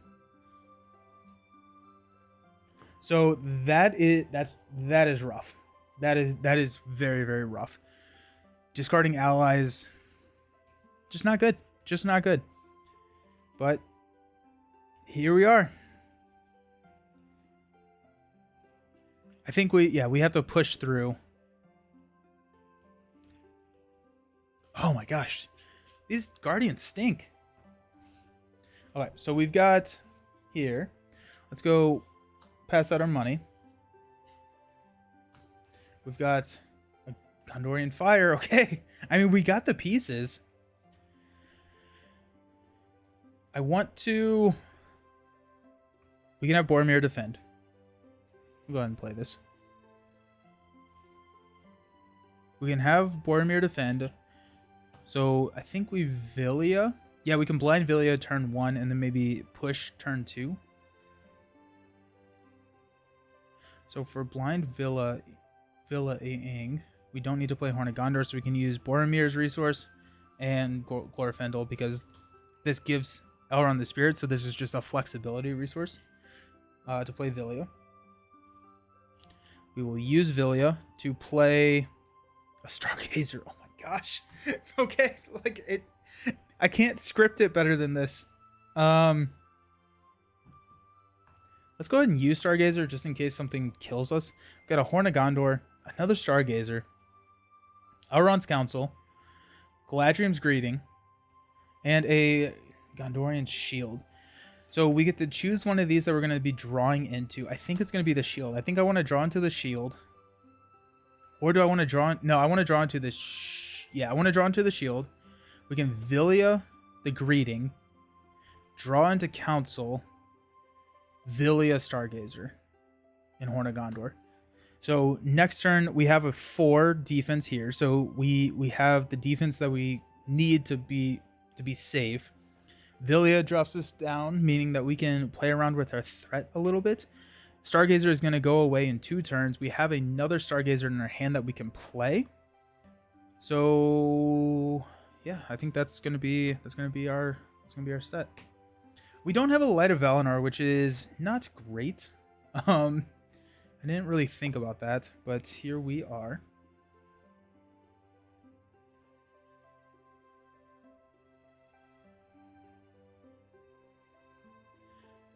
Did we drop a Refugee? No, I think next turn we drop Asfalith.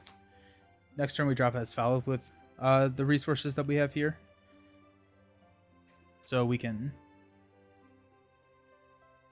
Yeah. Okay. Yep, we're gonna quest with Glorfindel. Raise our threat by 1 because we have to exhaust them. We're showing 3. We're gonna flip into a 1. Yeah. We'll travel. Oh wait, hold on. We're showing 4, so we have to increase our threat to 34. We'll travel. We'll engage. The 4 attack here, we will defend with a 2. It's a 4, no shadow effects, so 2 damage. We'll take this undefended. It's going to be a 1. Exhaust a character. I don't have any characters that are not exhausted, so we're going to throw the 1 on Glorfindel. Okay. We're going to stand up.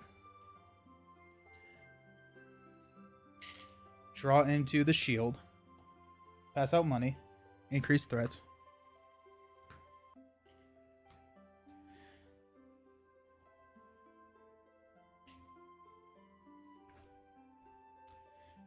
Okay. Does this change what we're doing? Another enemy here. We also, if we can just quest really hard, we can get rid of this. If we can quest really hard and get rid of this on this turn, oh my gosh, that's pretty nice. We could also play the refugee. Refugee could block here. Boromir could block here. Or the refugee comes out. We can quest for 3, 6, 8, 9. As Falith is +2.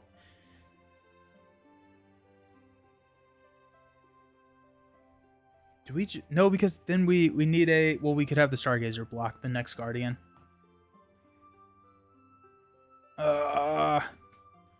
I don't think we Villia the Galadriels here. I don't think we Villia the Galadriels. Greeting.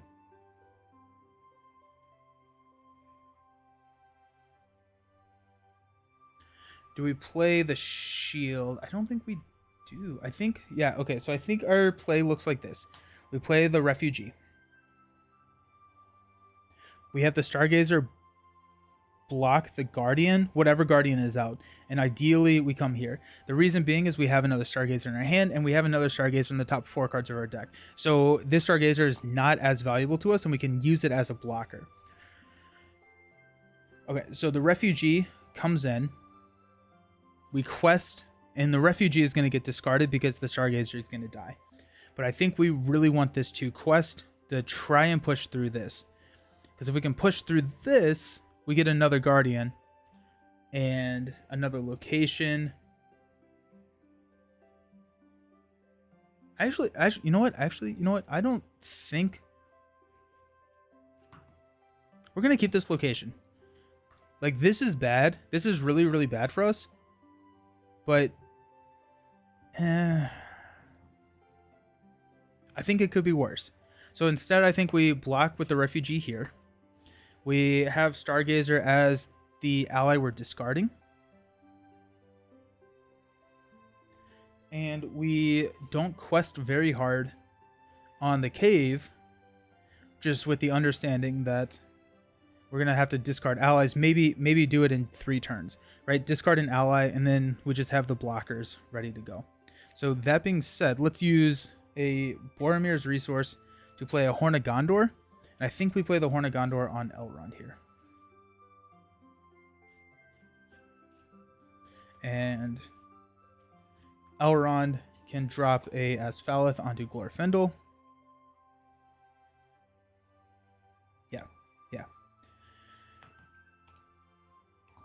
We're gonna wait to see what we quest for here. We actually may go at... No, I need to kill that thing. So we have a blocker here.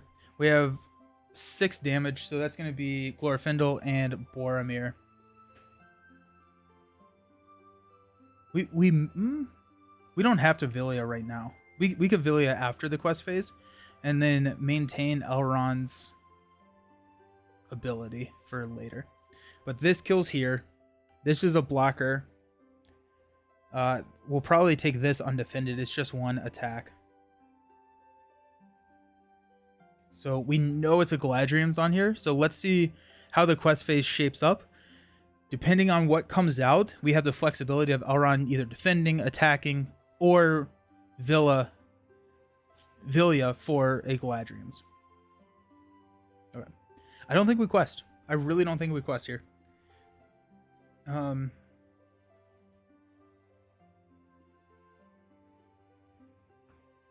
Or instead of Asfaleth, let's drop Arwen, and we can quest with Arwen, because we can clear this when we want to, but Arwen protects our threat a little bit more.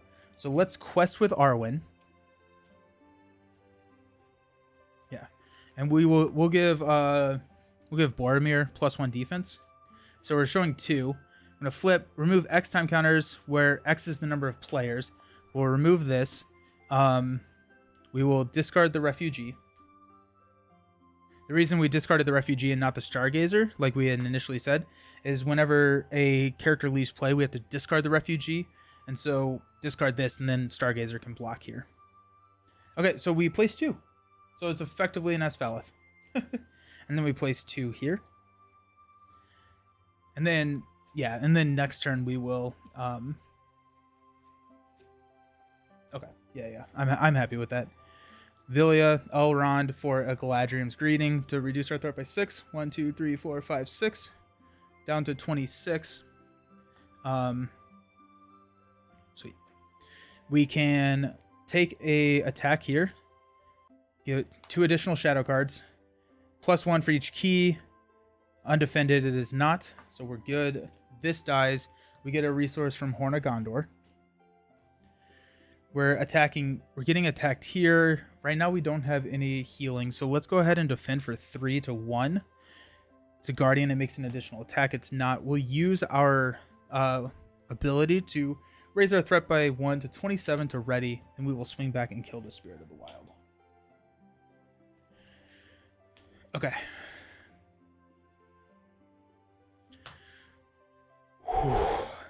Okay. Oh shoot, we have to discard Arwen now. Oh wait, no, because okay. We have to discard Arwen next round if we don't push through, which I think we will push through here.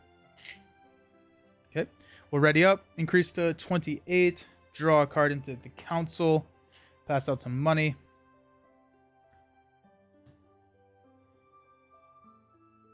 I'm just gonna look because we know what this card is. I just haven't remembered. It's a Stargazer. Okay. I don't know if we play the Stargazer, but we will use 2 for Asfaleth here. We'll go ahead and place 2.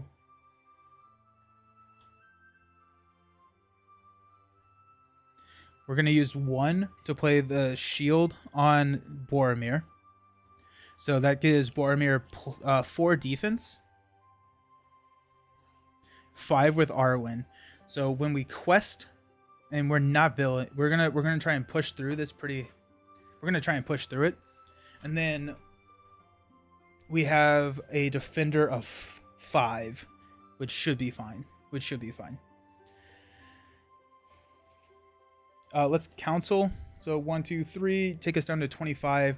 We will give Elrond +1. So let's go ahead and quest for 3. 1, 2, 3. 1, 2. Arwen, after she commits to a quest, we can give Boromir +1 defense. So that's a quest points of 5. And we will quest with... Wait. No, 6. Because Elrond's council. 6. 1, 2, 3 is 9. The worst threat that we can see is a 3. So if 3 comes out, we quest for 6, we're good here. So we don't need to use Boromir's ability. I don't think there's any surging. I think that is fine. So actually, we're not going to use Asfaleth right now. We can use that later. So if we get lucky and we push through with the 9 and clear this, Asfaleth can start on the next one. So let's keep Asfaleth ready. Okay, so 9, 4, 6, 9. I need to increase my threat because of Glorfindel. flip into a 2. So, okay, so 7 goes here. We clear this. And there we are. Give that. This clears, that clears. We get to choose our next trial. The next trial...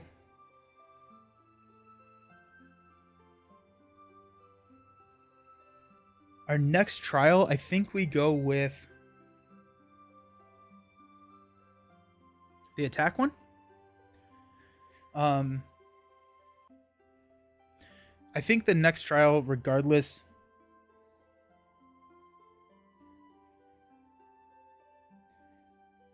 The worst thing that we could draw into is the Stone Burrow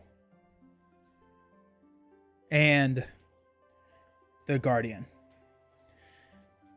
If we draw into that and we choose the one where it goes at the bottom 10 cards of our deck, we are in a lot of trouble threat-wise. So I think we go with the attack, and we have a little bit more control over when we push. May not be a lot, but we have a little bit. So we're going to go Trial of Strength. Okay, randomly choose one of the remaining set-aside Guardian enemies. Shuffle these up. We got even and odd. Even is the Wolf's Guardian. Okay. We're going to go find the key of the wolf. It's going to go here. We got these burrows. I'm going to shuffle these. Even odd. Odd is the attack, or we raise our threat. So here we are.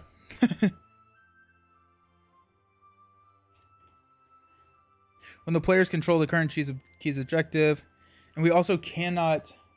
This is actually good. This is actually good. Since we cannot ever place progress on this location, or make it the active location, I'd rather this be the 2. We can't... Well, we can. We can afford to travel here. We will travel here, exhaust Boromir. Next phase, we will ready Boromir and spend a... threat to ready him. We got an attack of 5 coming in. Actually, and let's go with Asfaleth to place 2 here. No, that's dumb. Never mind. No, we're not doing that. We're not readying. We're not traveling because Asfaleth can just clear it next turn before the quest phase. So we're good. So we'll defend with 5 with Boromir. 5 to 5. No shadow effect. Big. Okay. Let's stand up.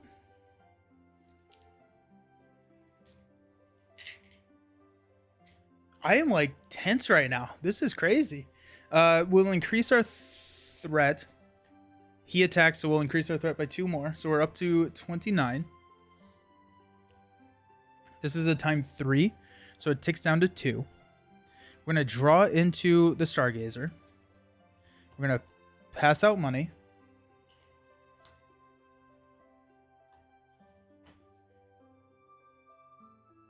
We know what this is. It's a Horn of Gondor, so we don't want to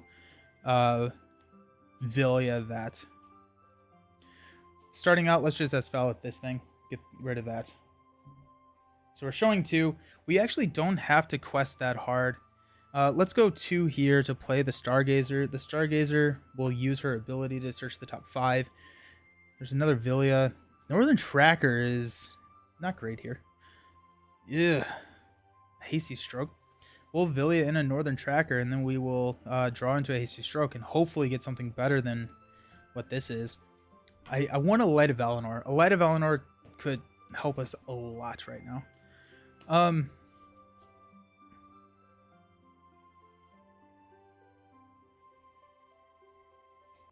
Okay, so let's go Villia Elrond to get the Northern Tracker into play. I think the Northern Tracker is going to attack. So we have 12 damage to do with a defense of 3. We can defend for 5. We can raise. We can go 3, 6, 8. That deals 5 damage. We have 7 damage left to deal. Yeah, okay. Let's quest for 2. We'll give Boromir a +1. Let's bring our quest gunner back down to 2. We're playing dangerous games with our threat. 2 plus X, doomed 2. X is the number of players in the game. While it's in the staging area, progress must be placed on Grimfoot Hills before it can be placed on the active location. Okay. So we raise our threat by 1 because we quested for 2. We're showing 3. I guess we'll travel here just to get rid of it, because we don't need to be placing progress on the main. We're at 32. Let's go ahead and defend with Boromir. So it's 5-5, 0 boost effect. We're gonna raise our threat to ready. We're gonna swing for 3, 6, 8, 5 damage here.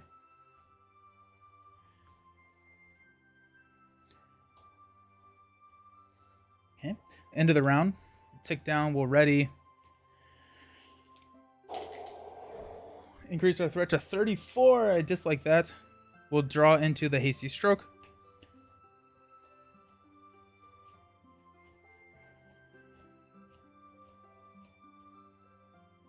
Pass out some money. Let's go Stargazer to get rid of these top 3. Hopefully give us... Oh, a Gildor. Let's go. Let's go. And an Elrond's Council. Oh my goodness. That's pretty big for us. Let's go Villia Elrond for a Gildor.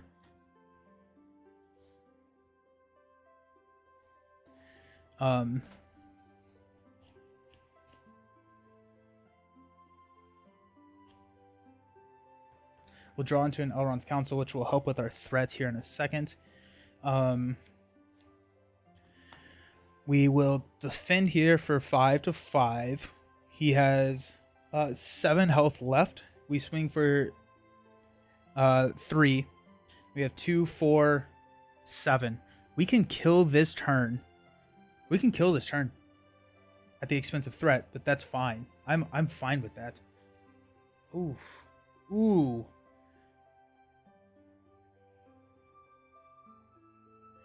That okay. We'll quest with Arwen. Boromir will get +1 defense. We're showing 2.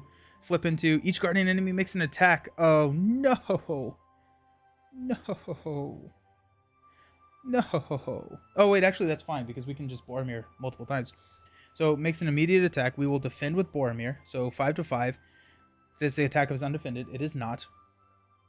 And then we will raise our threat to ready Boromir. We quested for 2. We're showing 2. Nothing happens, so we're good there. Now we'll go into the... Oh, he's about to make... Oh, wait, no. If we kill, we're fine. We will defend a 5-5. Deal 2 additional shadow cards. Actually, you know what? I have a hasty stroke. We're just going to hasty stroke this.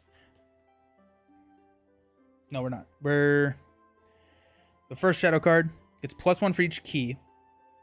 So it's a 6. I really should have hasty stroked that last one. 6, so that's 1 damage. Next one is a 0. Okay. So we take 1 damage. We'll raise our threat to ready. We will swing for 3, 6, 8, 10. So 7 damage, which will clear this. Also, I need to raise my threat to 4.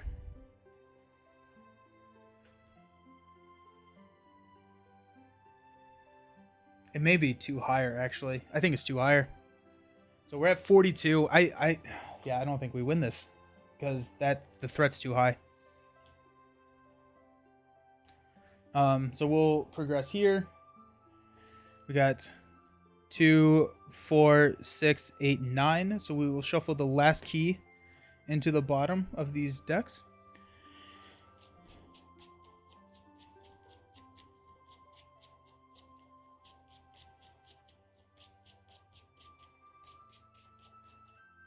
Okay. When a guardian attacks, deal 1 additional shadow card, and we've got the Raven's Guardian. That's actually fine. I am really, really happy with that. So let's stand up. We'll increase our threat. the threat is an issue right now. That's our biggest issue. Also, as foul, it's going to put 2, I guess. Threat's our biggest issue. We will lose the threat if we lose this game. So with that being said, we just need to rush this. And how do we rush this? How do we rush this?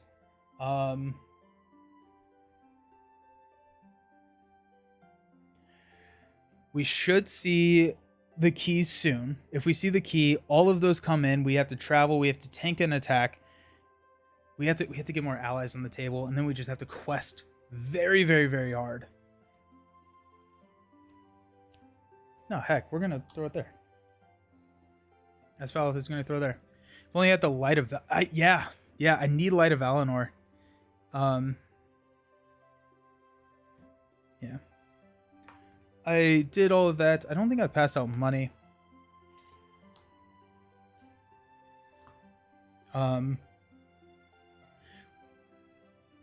Let's go Stargazer. Villia, Horn of Gondor, Gandalf, Northern Tracker. I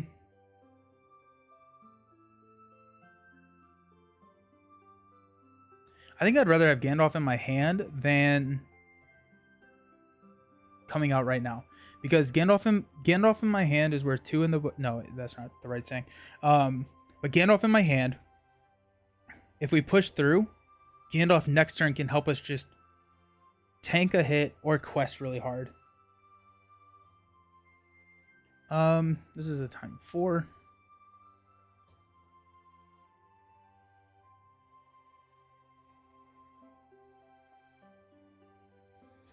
Oh, jeez. Yeah, let's go ahead and do this. Let's go Villia and Elrond to get a second Northern Tracker onto the table. We can Asfalith. I think this is fine.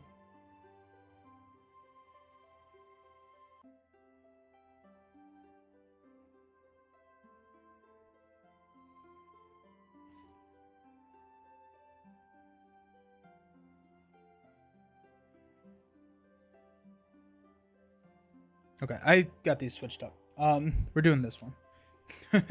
Where we shuffled it into the bottom.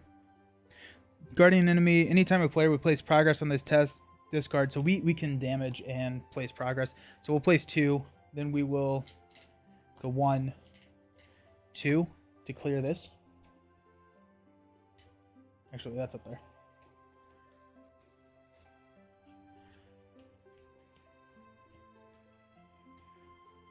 Oh, he only has a 3 attack. That makes it so much better.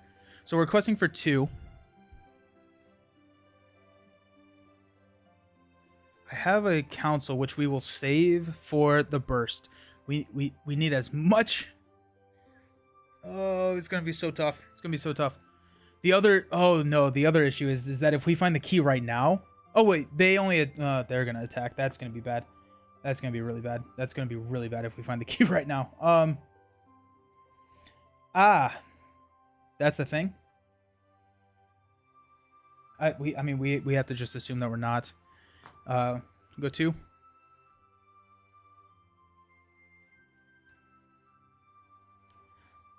Flippant.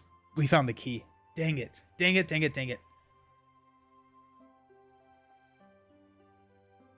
Okay. Well,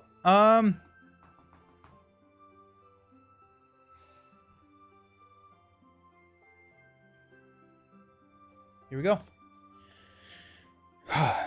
Hallowed Circle to the staging area.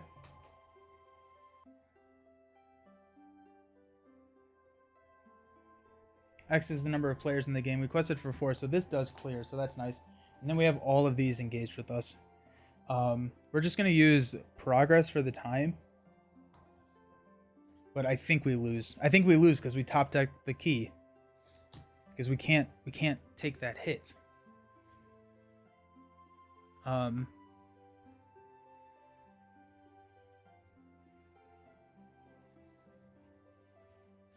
Because we have all of the exhausted enemies. I think we lose. Well, I guess okay, we could defend twice with Boromir, and we can defend with Gildor. But then we have to survive 6 attacks with them, which is not undoable, but we can't travel this turn. Okay, let's go ahead and deal out shadow cards. Yeah, I think we lose. We will have Boromir defend against the 3. Gets +1 for each key, so it's +3, so 6. So Boromir takes 1 damage. He's 1 away from death. We will ready.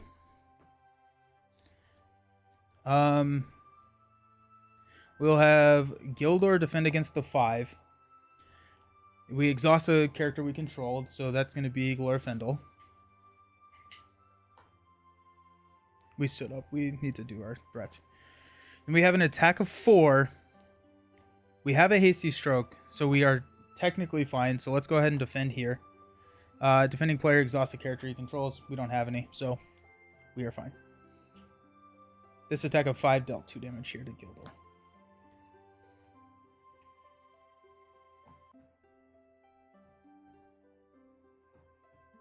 Okay. We're not swinging back. We'll go 1, 1, 1. I can't believe we top decked that. Okay, let's go ahead and draw into... Oh, yeah, we have a Gandalf. Does that help? I don't think it does. I don't think Gandalf helps us. Not this turn. Maybe next turn? Maybe this turn. Okay. We're going to go to 45. We're going to unexhaust.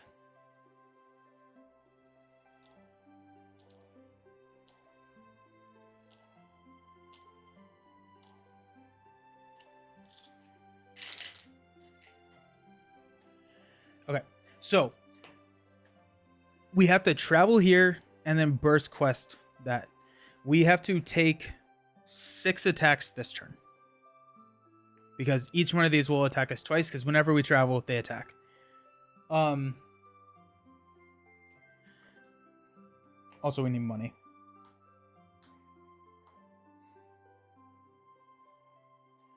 So we have 1, 2, 3, 4, 5, 6 blockers. But then we don't have any questing power. I don't think we can Vilya here. I think we need... Or we could actually have Elrond block. And then next turn, we just have to quest for 13 minimum. Which I don't think is doable. Especially if we lose a hero. This is going to discard an ally. So let's go ahead and just spend 2. I mean, no, never mind. We'll spend it from Glorfindel to play Stargazer. I think we...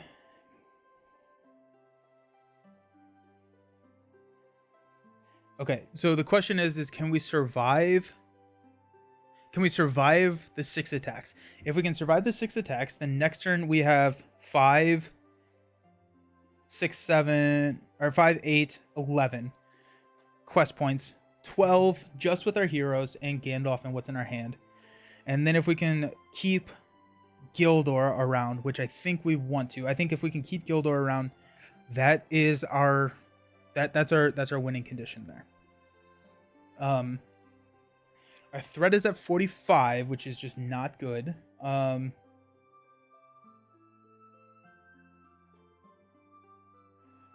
If we can't flip into anything that loses us the game. Actually, we can. If we flip into a 3, that loses us the game if we don't play Elrond's Council this turn. So I think, well, we have to... No, we're going to quest with Arwen just to give the plus defense here.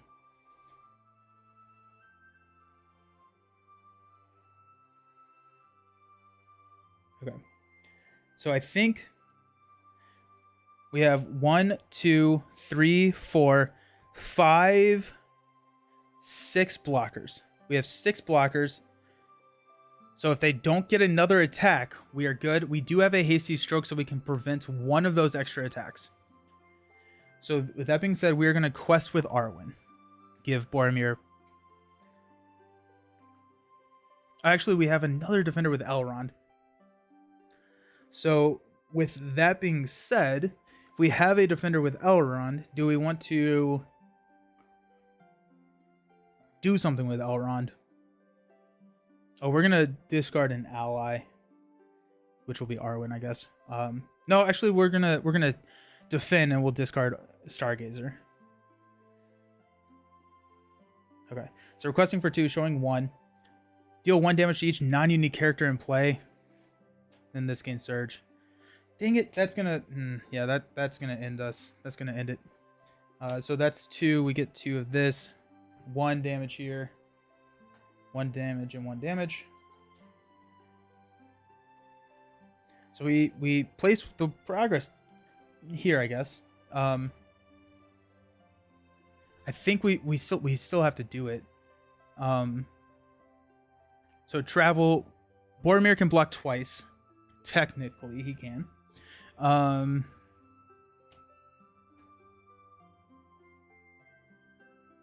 Okay, let's travel. We exhaust these 3 keys.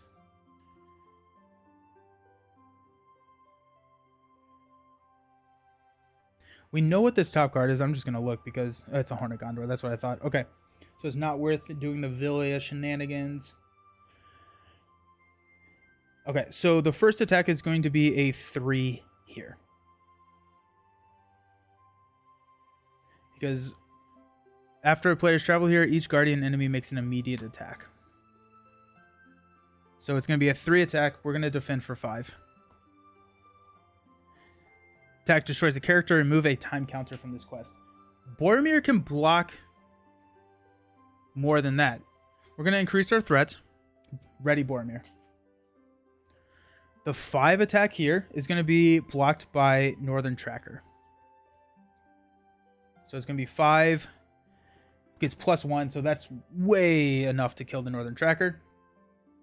And also, we are getting down to 3 cards. So we will be out of the quest phase, meaning that we will not deal shadow cards to one of these characters. This guy's attacking. It's a 4. I think we kill off the Northern Tracker. Because then we can have defend, or I guess defend here. And then not deal a shadow card here for the 4 and have Elrond block. So we'll defend with Northern Tracker.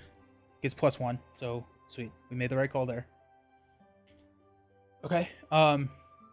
Now it's the encounter phase. We're going to deal out shadow cards. We're going to give a shadow card to...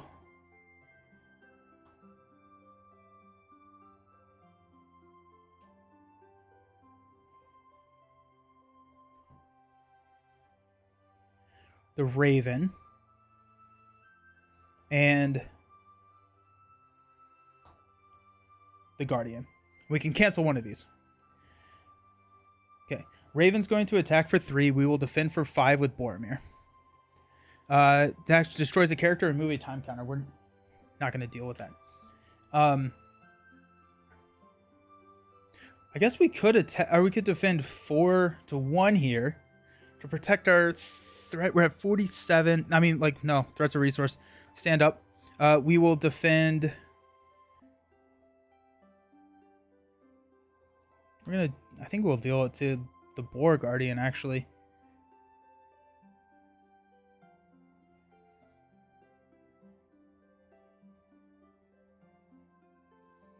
Yeah. We'll block here 4. This attack is undefended. It is not.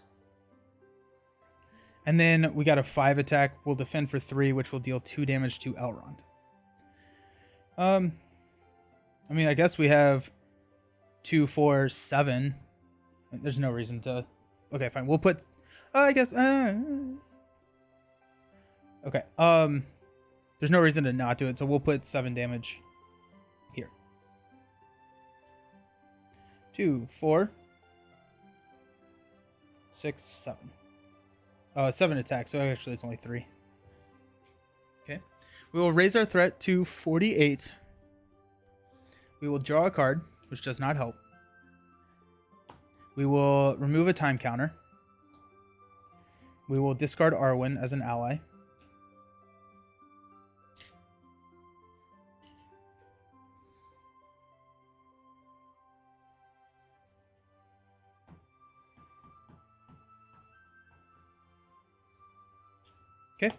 We have a lot of resources. We'll pass out some money. We'll play Elrond's Council to go 1, 2, 3, and to give Glorfindel +1. We will spend 2, 4, 5 to play Gandalf. Now we could potentially draw into something that helps us. I think we do. We draw 2 Villias, and that third card could help us. Yeah. And the third card is a Spearman. That does not help us. Does not help us. Okay, so we have, let's do this. Let's count up our questing. We got 1, 2, 3, 4. Increase our threats. 1, 2, 3. 1, 2, 3, 4. 1. That's 12. Elrond gives us 3 more. 1, 2, 3. So I think we win. I think we win.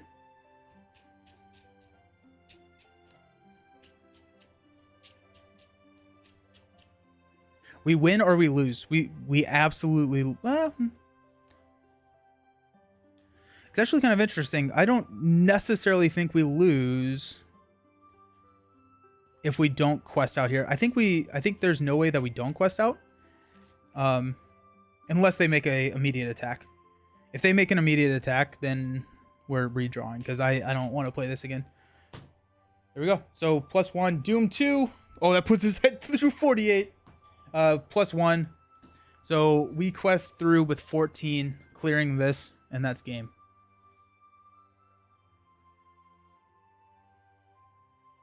If we had Villiad, we would have gotten another. Yeah. Oh my gosh. That was. I hope I didn't miss anything. I'm sure I did. There's a lot of complex stuff in this one, but. Oh my gosh.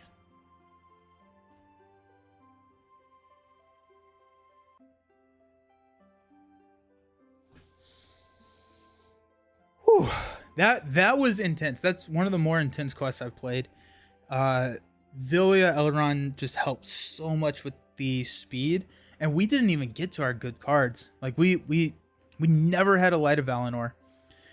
We getting to our good cards, that's a little bit unfair. No, I mean, like, I don't know. That was insane. That was absolutely insane. That may have been the most intense Lord of the Rings game I've ever played. I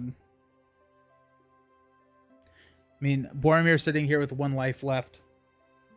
If we had not quest through, it wouldn't have been good, but we could have defended twice here. We would have let this one go undefended. Probably, hopefully not drawn any boost. We could have defended once. We probably would have lost heroes, but we may have had enough to push through that next game. Right? If we had lost Boromir, we would have sacrificed Boromir. That would have been bad. We would have sacrificed Boromir and Glorfindel, because we would not have been able to quest with Glorfindel. Oh my gosh, whoa. Okay, we get to open another pack. Then that's the most exciting thing. That's the reward for doing this. And oh my gosh. Okay, I'm gonna go clean up a little bit, get it ready to open another pack, and we're gonna be opening the next pack. I honestly didn't even think to look at what the next pack was, because I was banging my head against the wall trying to figure out how to defeat this quest. Sam, I know you're gone, but if you're watching later on YouTube, excellent call on Boromir. I think Boromir was the right call. We never drew into an Unexpected Courage, which I think if we had a Baragond, we would have needed to draw into those Unexpected Courages. Did I even have Unexpected Courage in my deck? Oh yeah. We would have needed to draw into those Unexpected Courages in order for it to work. And so Boromir allowed us to not need that. Oh, we lost. We lost. Oh wait, no, we didn't. Never mind. Oh my gosh, I thought I remembered that like when this guy attacked, we had to raise our threat, but that was the location, not the actual effect. Okay, I'm gonna go to be right back before I.